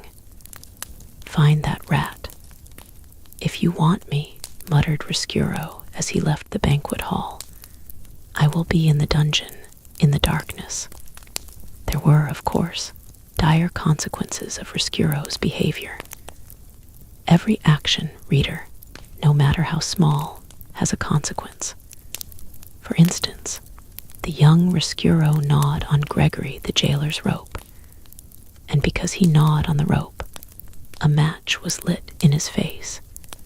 And because a match was lit in his face, his soul was set afire. The rat's soul was set afire, and because of this, he journeyed upstairs, seeking the light. Upstairs, in the banquet hall, the Princess P spotted him and called out the word rat. And because of this, Chiaroscuro fell into the queen's soup. And because the rat fell into the queen's soup, the queen died. You can see, can't you, how everything is related to everything else? You can see, quite clearly, how every action has a consequence. For instance, if, reader, you will indulge me and allow me to continue this meditation on consequences. Because the queen died while eating soup, the heartbroken king outlawed soup.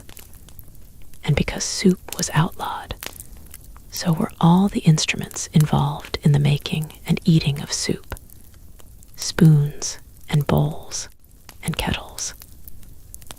These things were collected from all the people of the kingdom of Dor, and they were piled in the dungeon.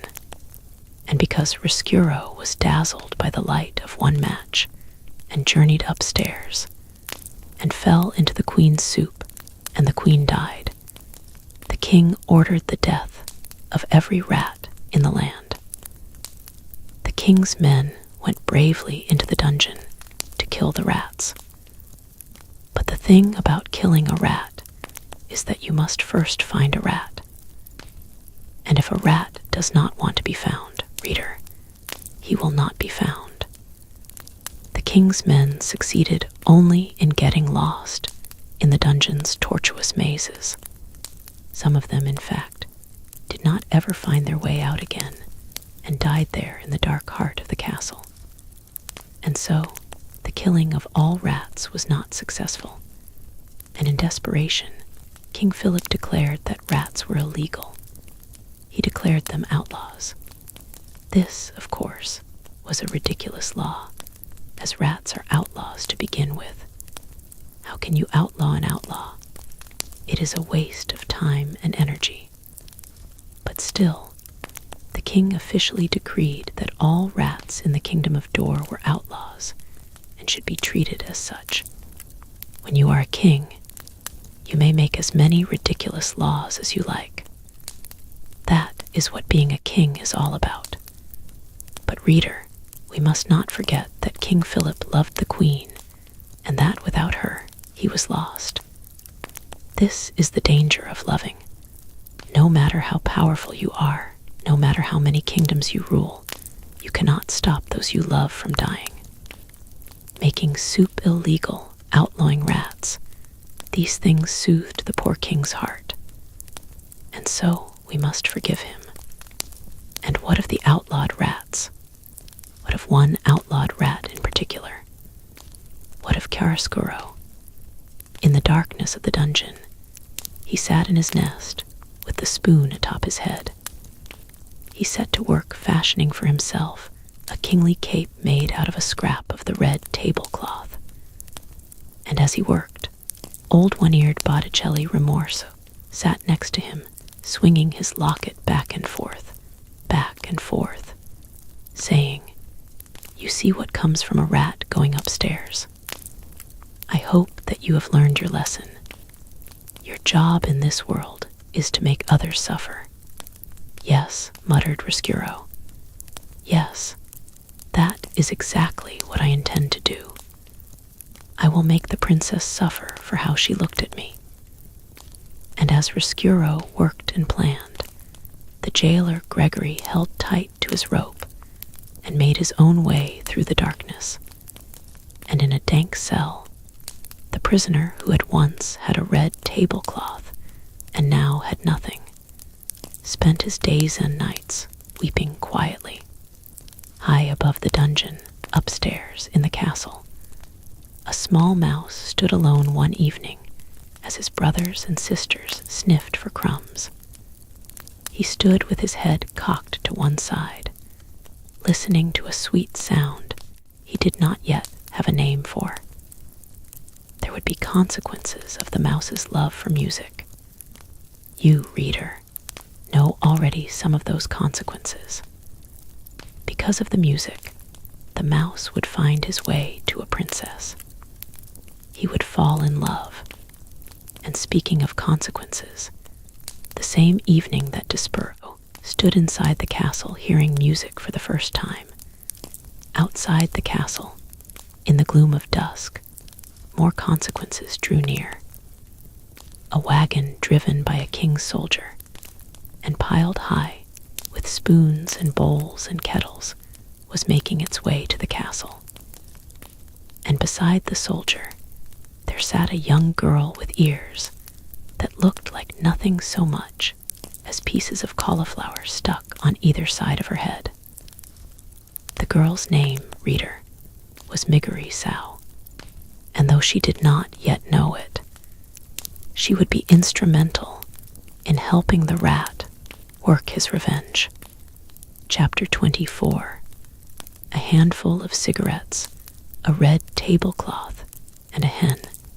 Again, reader, we must go backward before we can go forward. With that said, here begins a short history of the life and times of Miggery. A girl born into this world many years before the mouse Despereaux and the rat Chiaroscuro. A girl born far from the castle. A girl named for her father's favorite prize-winning pig. Miggery was 6 years old when her mother, holding on to Mig's hand and staring directly into Mig's eyes, died. "Ma," said Mig. "Ma, couldn't you stay here with me?" "Oh," said her mother. "Who is that? Who is that holding my hand?" "It's me, Ma, Miggery." "Ah, child, let me go."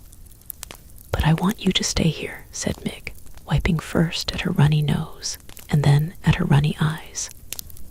"You want," said her mother. "Yes," said Mig, "I want." "Ah, child, and what does it matter what you are wanting?" said her mother. She squeezed Mig's hand once, twice, and then she died, leaving Mig alone with her father, who, on a market day in spring soon after his wife's death, sold his daughter into service for a handful of cigarettes, a red tablecloth, and a hen. "Papa," said Mig, when her father was walking away from her with the hen in his arms, a cigarette in his mouth, and the red tablecloth draped across his shoulders like a cape. "Go on, Mig," he said. "You belong to that man now." "But I don't want to, Papa," she said. "I want to go with you." She took hold of the red tablecloth and tugged on it. "Lord, child," her father said, "and who is asking you what you want? Go on now."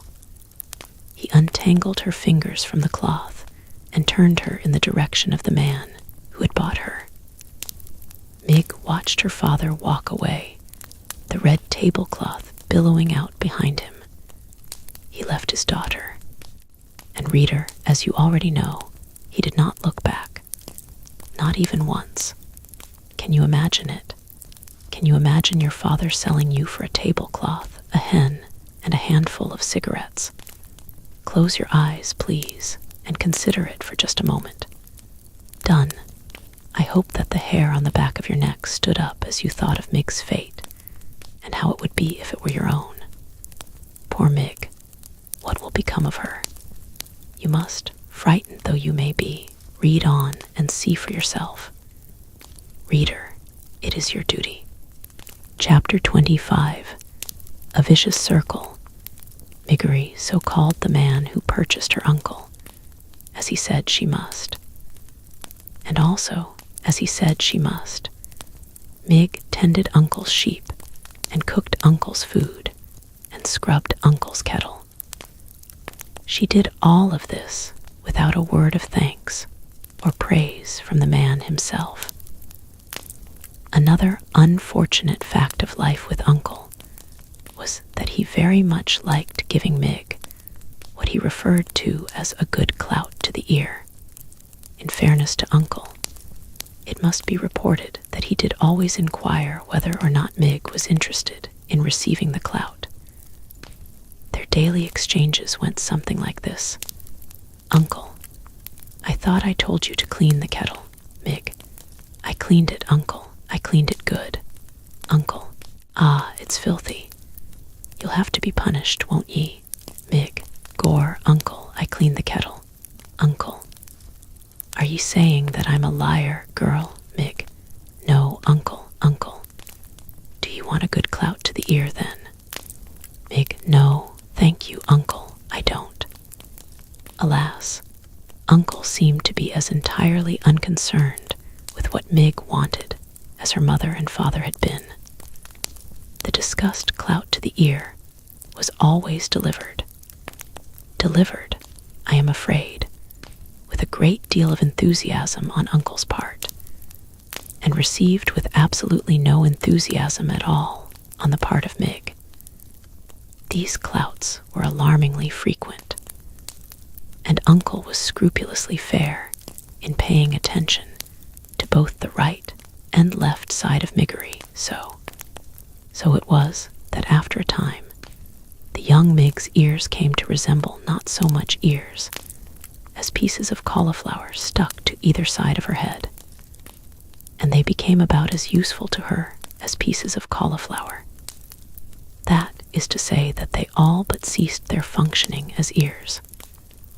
Words, for Mig, lost their sharp edges, and then they lost their edges altogether and became blurry, blankety things that she had a great deal of trouble making any sense out of it all. The less Mig heard, the less she understood. The less she understood, the more things she did wrong. And the more things she did wrong, the more clouts to the ear she received, and the less she heard. This is what is known as a vicious circle, and Miggery so was right in the center of it, which is not, reader, where anybody would want to be. But then, as you know, what Miggery so wanted had never been of much concern to anyone. Chapter 26, Royalty. When Mig turned 7 years old, there was no cake, no celebration, no singing, no present, no acknowledgement of her birthday at all other than Mig saying, Uncle, today I am 7 years old. And Uncle saying in return, Did I ask ye how old you were today? Get out of my face before I give you a good clout to the ear. A few hours after receiving her birthday clout to the ear, Mig was out in the field with Uncle's sheep when she saw something glittering and glowing on the horizon. She thought for a moment that it was the sun, but she turned and saw that the sun was in the west, where it should be, sinking to join the earth. This thing that shone so brightly was something else. Mig stood in the field and shaded her eyes with her left hand and watched the brilliant light draw closer and closer and closer until it revealed itself to be King Philip and his Queen Rosemary and their daughter, the young Princess P. The royal family was surrounded by knights in shining armor and horses in shining armor, and atop each member of the royal family's head there was a golden crown, and they were all, the king and the queen and the princess, dressed in robes decorated with jewels and sequins that glittered and glowed, and captured the light of the setting sun and reflected it back. Gore, breathed Mig. The Princess P was riding on a white horse that picked up its legs very high and set them down very daintily. The P saw Mig standing and staring, and she raised a hand to her. Hello, the Princess P called out merrily, hello. And she waved her hand again. Mig did not wave back. Instead, she stood and watched, open-mouthed, as the perfect, beautiful family passed her by. "Papa," called the princess to the king, "what is wrong with the girl? She will not wave to me." "Never mind," said the king. "It is of no consequence, my dear. But I am a princess, and I wave to her. She should wave back." Mig, for her part, continued to stare. Looking at the royal family had awakened some deep and slumbering need in her. It was as if a small candle had been lit in her interior, sparked to life by the brilliance of the king and the queen and the princess. For the first time in her life, reader, Mig hoped. And hope is like love, a ridiculous, wonderful, powerful thing. Mig tried to name this strange emotion. She put a hand up to touch one of her aching ears, and she realized that the feeling she was experiencing, the hope blooming inside of her, felt exactly the opposite of a good clout. She smiled and took her hand away from her ear. She waved to the princess. "Today is my birthday," Mig called out. But the king and the queen and the princess were by now too far away to hear her. "Today," shouted Mig, "I am 7 years old." Chapter 27, A Wish. That night in the small, dark hut that she shared with Uncle and the sheep, Mig tried to speak of what she had seen. "Uncle," she said, I saw some human stars today." "How is that?" "I saw them all glittering and glowing, and there was a little princess wearing her own crown and riding on a little white, tippy-toed horse." "What are you going on about?" said Uncle. "I saw a king and a queen and a itty-bitty princess," shouted Mig. "So," shouted Uncle back. "I would like," said Mig shyly. "I wish to be one of them princesses." "Har," laughed Uncle. "Har, an ugly, dumb thing like you. You ain't even worth the enormous lot I paid for you. Don't I wish every night that I had back that good hen and that red tablecloth in place of you?" He did not wait for Mig to guess the answer to this question. "I do," he said. "I wish it every night. That tablecloth was the color of blood. That hen could lay eggs like nobody's business. I want to be a princess," said Mig. "I want to wear a crown." "A crown," Uncle laughed. "She wants to wear a crown." He laughed harder.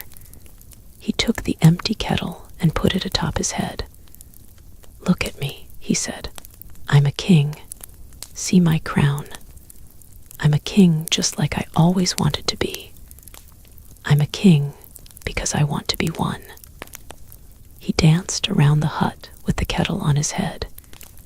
He laughed until he cried. And then he stopped dancing and took the kettle from his head and looked at Mig and said, "Do you want a good clout to the ear for such nonsense?" "No, thank you, Uncle," said Mig. But she got one anyway. "Look here," said Uncle after the clout had been delivered. "We will hear no more talk of princesses. Besides, whoever asked you what you wanted in this world, girl? The answer to that question, reader, as you well know, was absolutely no one." Chapter 28, To the Castle. Years passed. Mig spent them scrubbing the kettle and tending the sheep and cleaning the hut and collecting innumerable, uncountable, extremely painful clouts to the ear. In the evening, spring or winter, summer or fall, Mig stood in the field as the sun set, hoping that the royal family would pass before her again. Gore, I would like to see that little princess another time, wouldn't I? And her little pony, too, with his tippy-toed feet. This hope, this wish, that she would see the princess again was lodged deep in Mig's heart. Lodged firmly right next to it was the hope that she, Miggery could someday become a princess herself. The first of Mig's wishes was granted in a roundabout way when King Philip outlawed soup. The king's men were sent out to deliver the grim news and to collect from the people of the kingdom of Dor their kettles, their spoons, and their bowls. Reader, you know exactly how and why this law came to pass, so you would not be as surprised as Uncle was when, one Sunday, a soldier of the king knocked on the door of the hut that Mig and Uncle and the sheep shared and announced that soup was against the law. "How is that?" said Uncle. "By royal order of King Philip," repeated the soldier. "I am sent here to tell you that soup has been outlawed in the kingdom of Dor. You will, by order of the king, never again consume soup, nor will you think of it or talk about it. And I, as one of the king's loyal servants, am here to take from you your spoons, your kettle, and your bowls." "But that can't be," said Uncle.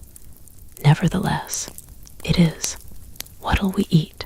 And what'll we eat it with?" "Cake," suggested the soldier with a fork. "And wouldn't that be lovely," said Uncle, "if we could afford to eat cake?" The soldier shrugged. "I am only doing my duty. Please hand over your spoons, your bowls, and your kettle." Uncle grabbed hold of his beard. He let go of his beard and grabbed the hair on his head. "Unbelievable," he shouted. "I suppose next the king will be wanting my sheep and my girl, seeing as those are the only possessions I have left." "Do you own a girl?" said the soldier. "I do," said Uncle.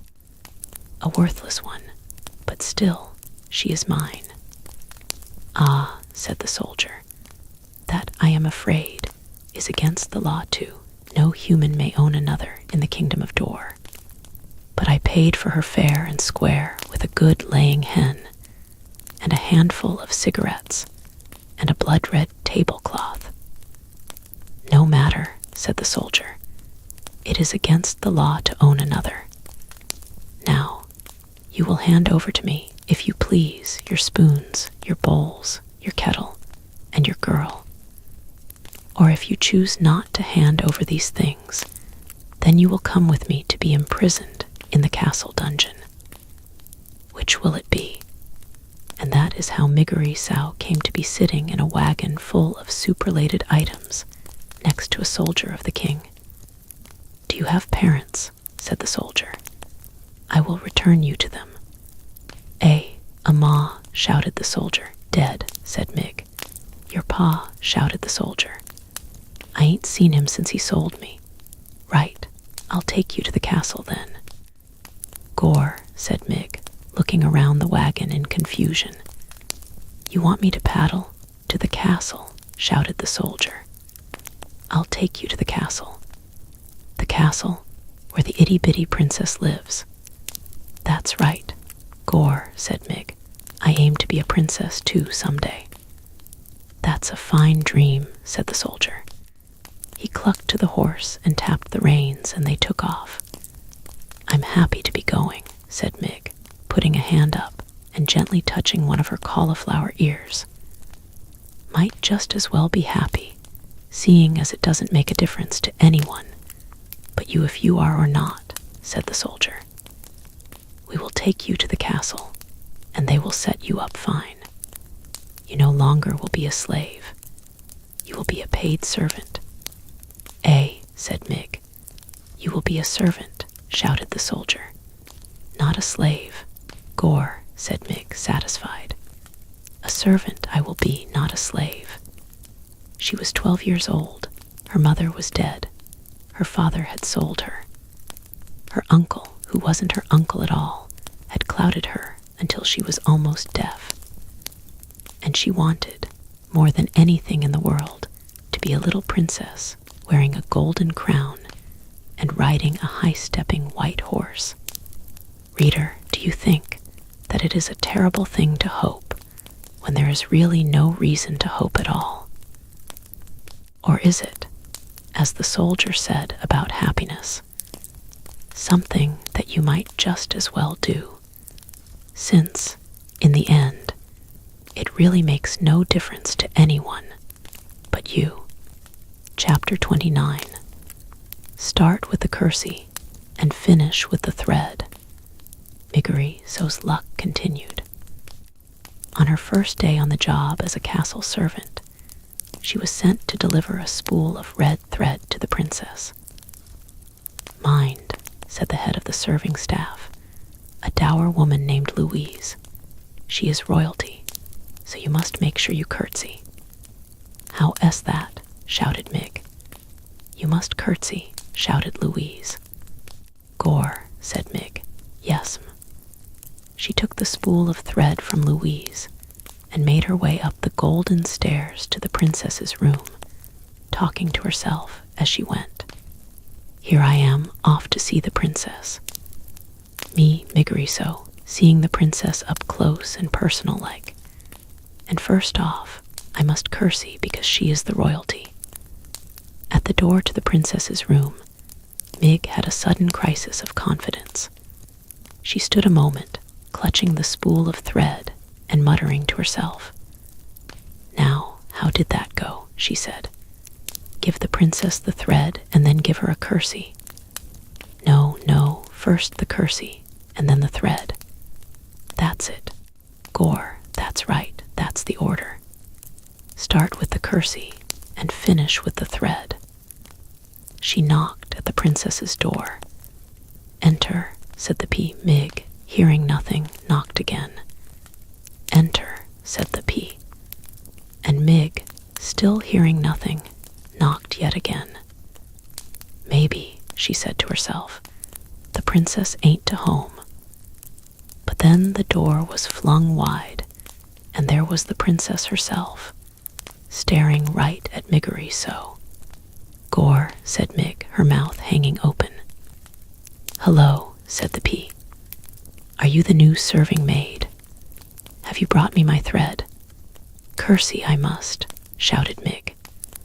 She gathered her skirts, dropped the spool of thread, stuck a foot out, and stepped on the spool, rocked back and forth for what seemed like quite a long time, both to the watching princess and the rocking Mig, and finally fell to the floor with a Miggish thud.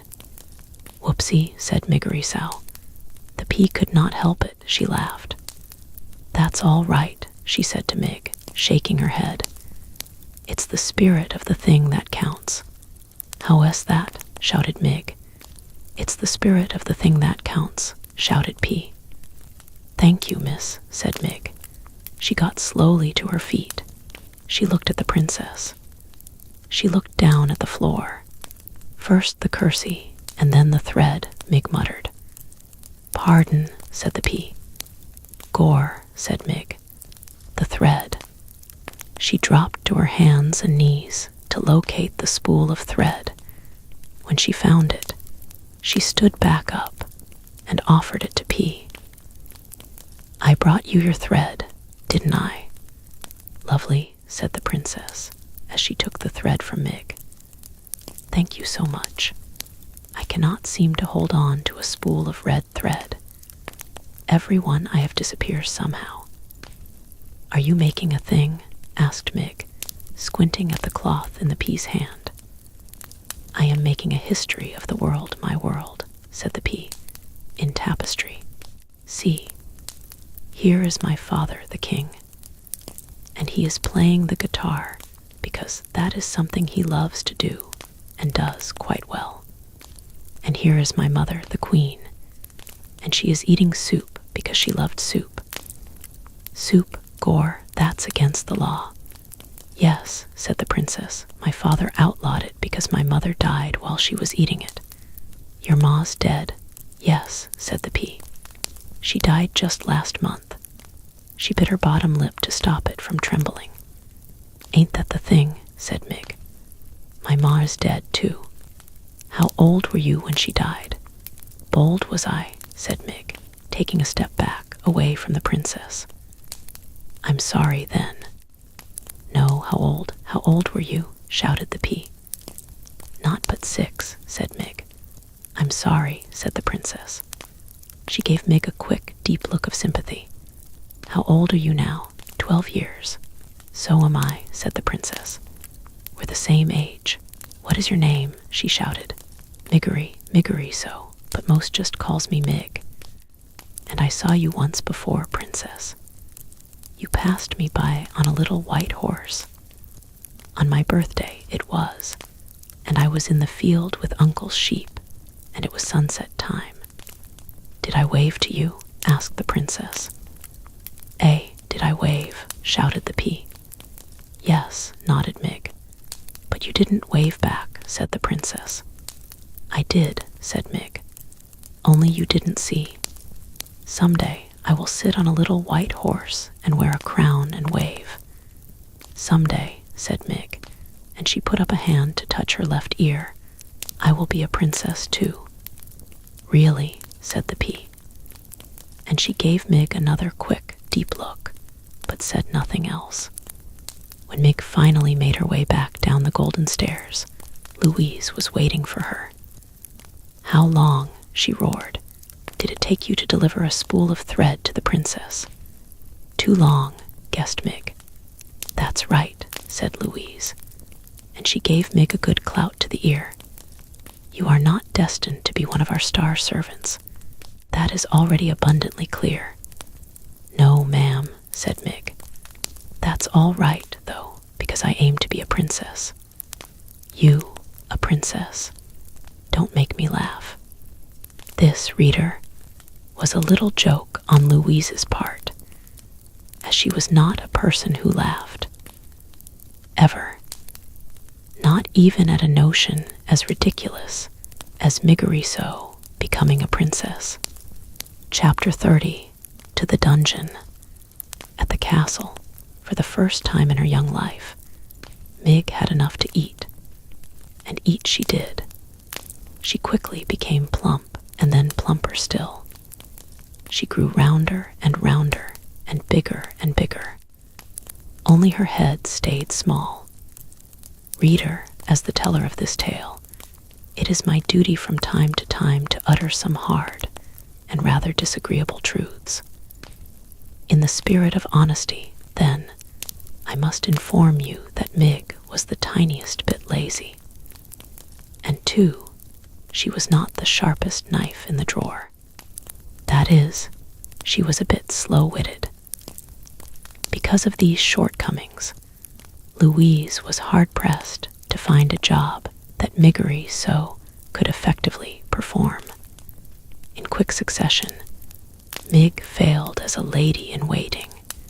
She was caught trying on the gown of a visiting duchess.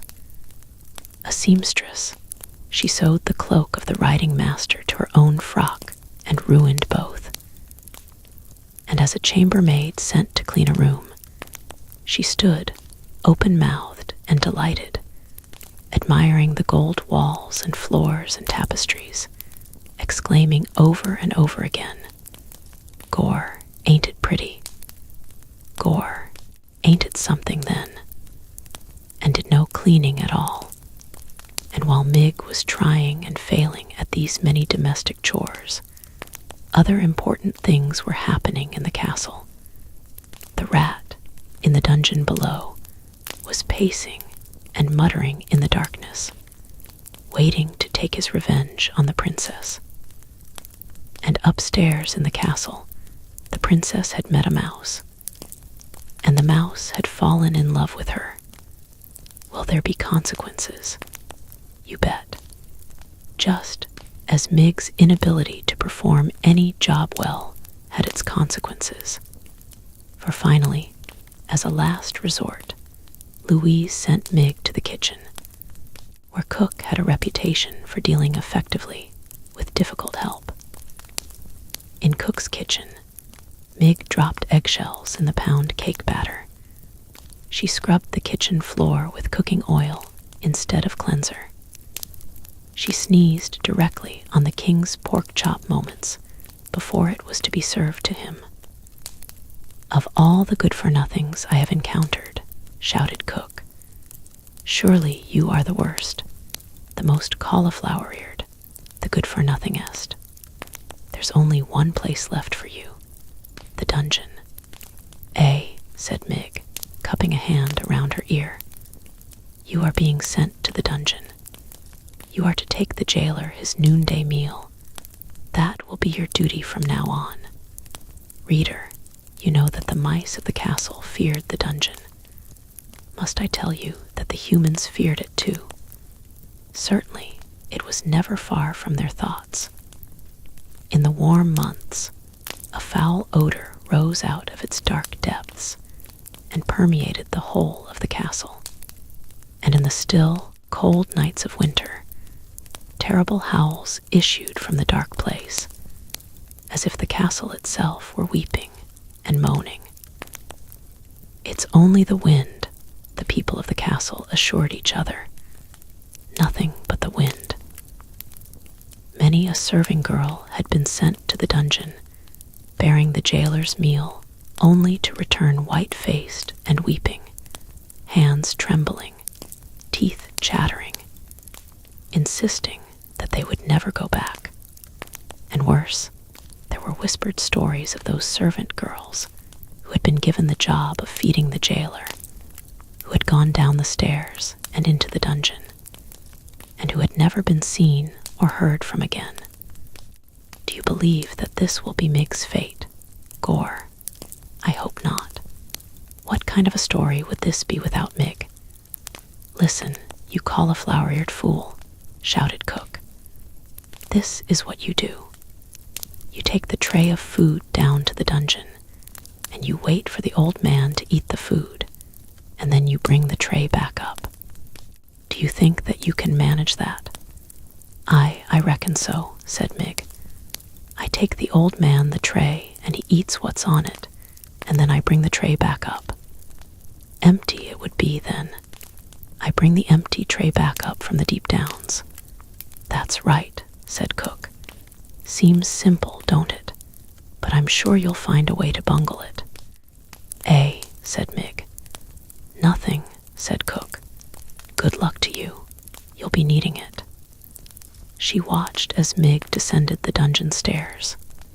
They were the very same stairs, reader, that the mouse Despereaux had been pushed down the day before. Unlike the mouse, however, Mig had a light. On the tray with the food, there was a single, flickering candle to show her the way. She turned on the stairs and looked back at Cook and smiled. "That cauliflower-eared, good-for-nothing fool," said Cook, shaking her head. "What's to become of someone who goes into the dungeon smiling, I ask you, reader? For the answer to Cook's question, you must read on. Chapter 31. A Song in the Dark. The terrible foul odor of the dungeon did not bother Mig. Perhaps that is because, sometimes, when Uncle was giving her a good clout to the ear, he missed his mark and delivered a good clout to Mig's nose instead. This happened often enough that it interrupted the proper workings of Mig's olfactory senses. And so it was that the overwhelming stench of despair and hopelessness and evil was not at all discernible to her, and she went happily down the twisting and turning stairs. "Gore," she shouted. "It's dark, ain't it?" "Yes, it is Mig," she answered herself. "But if I was a princess, I would be so glittery light-like. There wouldn't be a place in the world that was dark to me."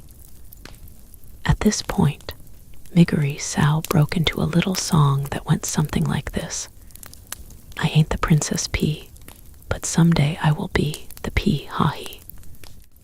Someday I will be." Mig, as you can imagine, wasn't much of a singer, more of a bellower, really. But in her little song, there was, to the rightly tuned ear, a certain kind of music. and as Mig went singing down the stairs of the dungeon, there appeared from the shadows a rat wrapped in a cloak of red and wearing a spoon on his head. "Yes, yes," whispered the rat, "a lovely song. Just the song I have been waiting to hear." And Chiaroscuro quietly fell in step beside Miggery. So, at the bottom of the stairs, Mig shouted out into the darkness, "Gore, it's me, Miggery, so most calls me Mig, delivering your food. Come and get it, Mr. Deep Downs." There was no response. The dungeon was quiet, but it was not quiet in a good way. It was quiet in an ominous way. It was quiet in the way of small, frightening sounds. There was the snail-like slither of water oozing down the walls, and from around a darkened corner, there came the low moan of someone in pain. And then, too, there was the noise of the rats going about their business, their sharp nails hitting the stones of the dungeon, and their long tails dragging behind them through the blood and muck. Reader, if you were standing in the dungeon, you would certainly hear all of these disturbing and ominous sounds. If I were standing in the dungeon, I would hear these sounds. If we were standing together in the dungeon, we would hear these sounds, and we would be very frightened. We would cling to each other in our fear. But what did Miggery so hear? That's right, absolutely nothing. And so she was not afraid at all, not in the least.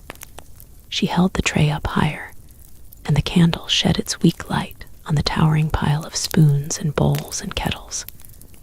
"Gore," said Mig, "look at them things. I ain't never imagined there could be so many spoons in the whole wide world."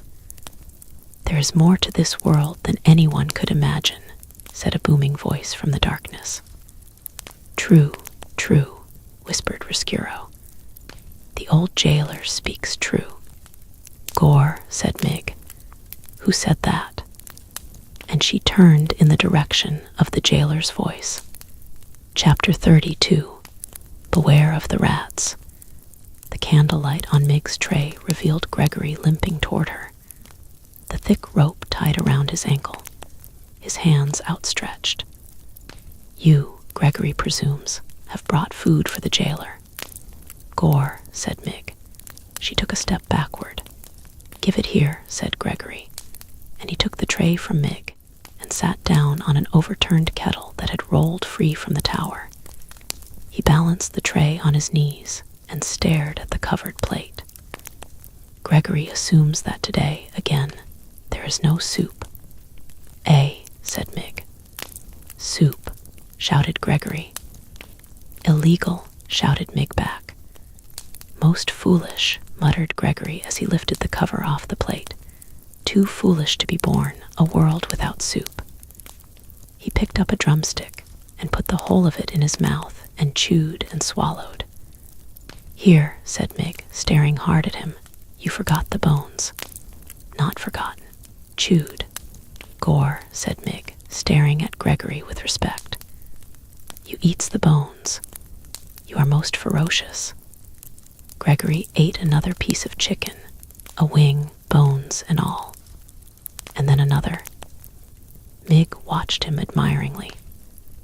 "Someday," she said, moved suddenly to tell this man her deepest wish, "I will be a princess." At this pronouncement, Chiaroscuro, who was still at Mig's side, did a small, deliberate jig of joy in the light of the one candle. His dancing shadow was large and fearsome indeed. "Gregory sees you," Gregory said to the rat's shadow. Chiaroscuro ceased his dance. He moved to hide beneath Mig's skirts. Shouted Mig. "What's that?" "Nothing," said Gregory. "So you aim to be a princess?" "Well, everyone has a foolish dream. Gregory, for instance, dreams of a world where soup is legal. And that rat, Gregory is sure, has some foolish dream too." "If only you knew," whispered Chiaroscuro. "What?" shouted Mig. Gregory said nothing more. Instead, he reached into his pocket and then held his napkin up to his face and sneezed into it once, twice, 3 times. "Bless you," shouted Mig. "Bless you, bless you."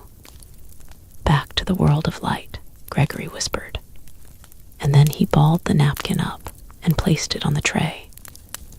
"Gregory is done," he said, and he held the tray out to Mig. "Done are you?" Then the tray goes back upstairs. Cook says it must.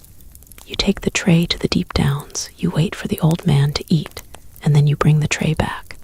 Them's my instructions. Did they instruct you, too, to beware of the rats? The what? The rats. What about 'em? Beware of them, shouted Gregory. Right, said Mig. Beware the rats. Chiaroscuro, hidden beneath Mig's skirts, rubbed his front paws together. Warn her all you like, old man, he whispered. My hour has arrived. The time is now, and your rope must break.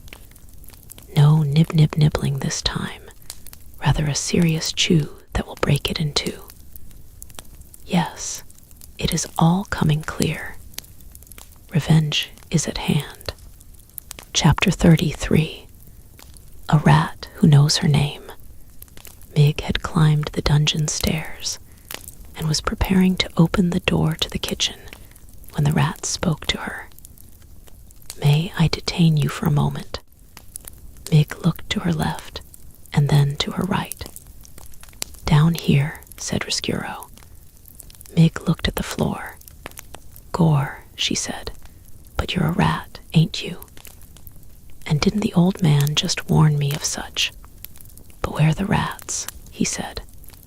She held the tray up higher, so that the light from the candle shone directly on Chiaroscuro, and the golden spoon on his head, and the blood-red cloak around his neck. There is no need to panic, none at all, said Chiaroscuro. As he talked, he reached behind his back, and using the handle, he raised the soup spoon off his head, much in the manner of a man lifting his hat to a lady. Gore, said Mig, a rat with manners. Yes, said Chiaroscuro. How do you do? My papa had him some cloth much like yours, Mr. Rat, said Mig. Red like that. He traded me for it. Ah, said Chiaroscuro, and he smiled a large, knowing smile. Ah, did he really? That is a terrible story, a tragic story. Reader, if you will pardon me, we must pause for a moment to consider a great and unusual thing, a portentous thing. That great, unusual, portentous thing is this. Chiaroscuro's voice was pitched perfectly to make its way through the tortuous path of Mig's broken down, cauliflower ears. That is to say, dear reader, Miggery so heard, perfect and true, every single word the rat Chiaroscuro uttered. You have known your share of tragedy, said Chiaroscuro to Mig. Perhaps it is time for you to make the acquaintance of triumph and glory. Triumph, said Mig. Glory. Allow me to introduce myself, said Chiaroscuro.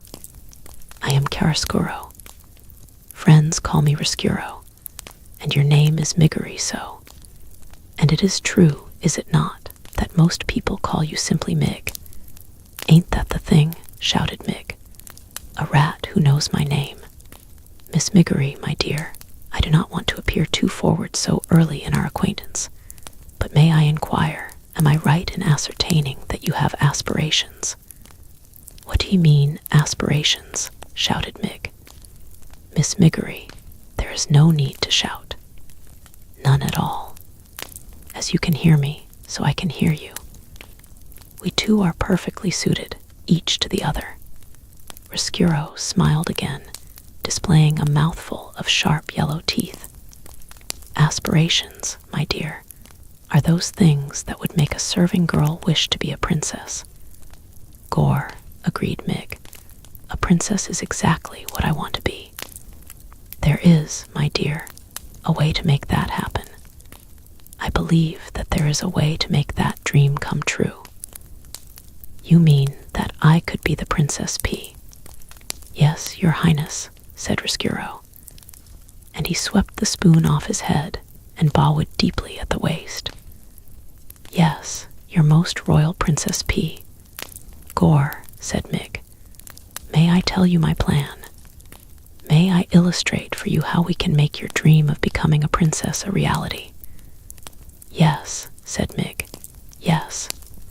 It begins, said Chiaroscuro, with yours truly and the chewing of a rope. Mig held the tray with the one small candle burning bright, and she listened as the rat went on, speaking directly to the wish in her heart. So passionately did Chiaroscuro speak, and so intently did the serving girl listen that neither noticed as the napkin on the tray moved. Nor did they hear the small mouse-like noises of disbelief and outrage that issued from the napkin as Chiaroscuro went on unfolding, step by step, his diabolical plan to bring the princess to darkness.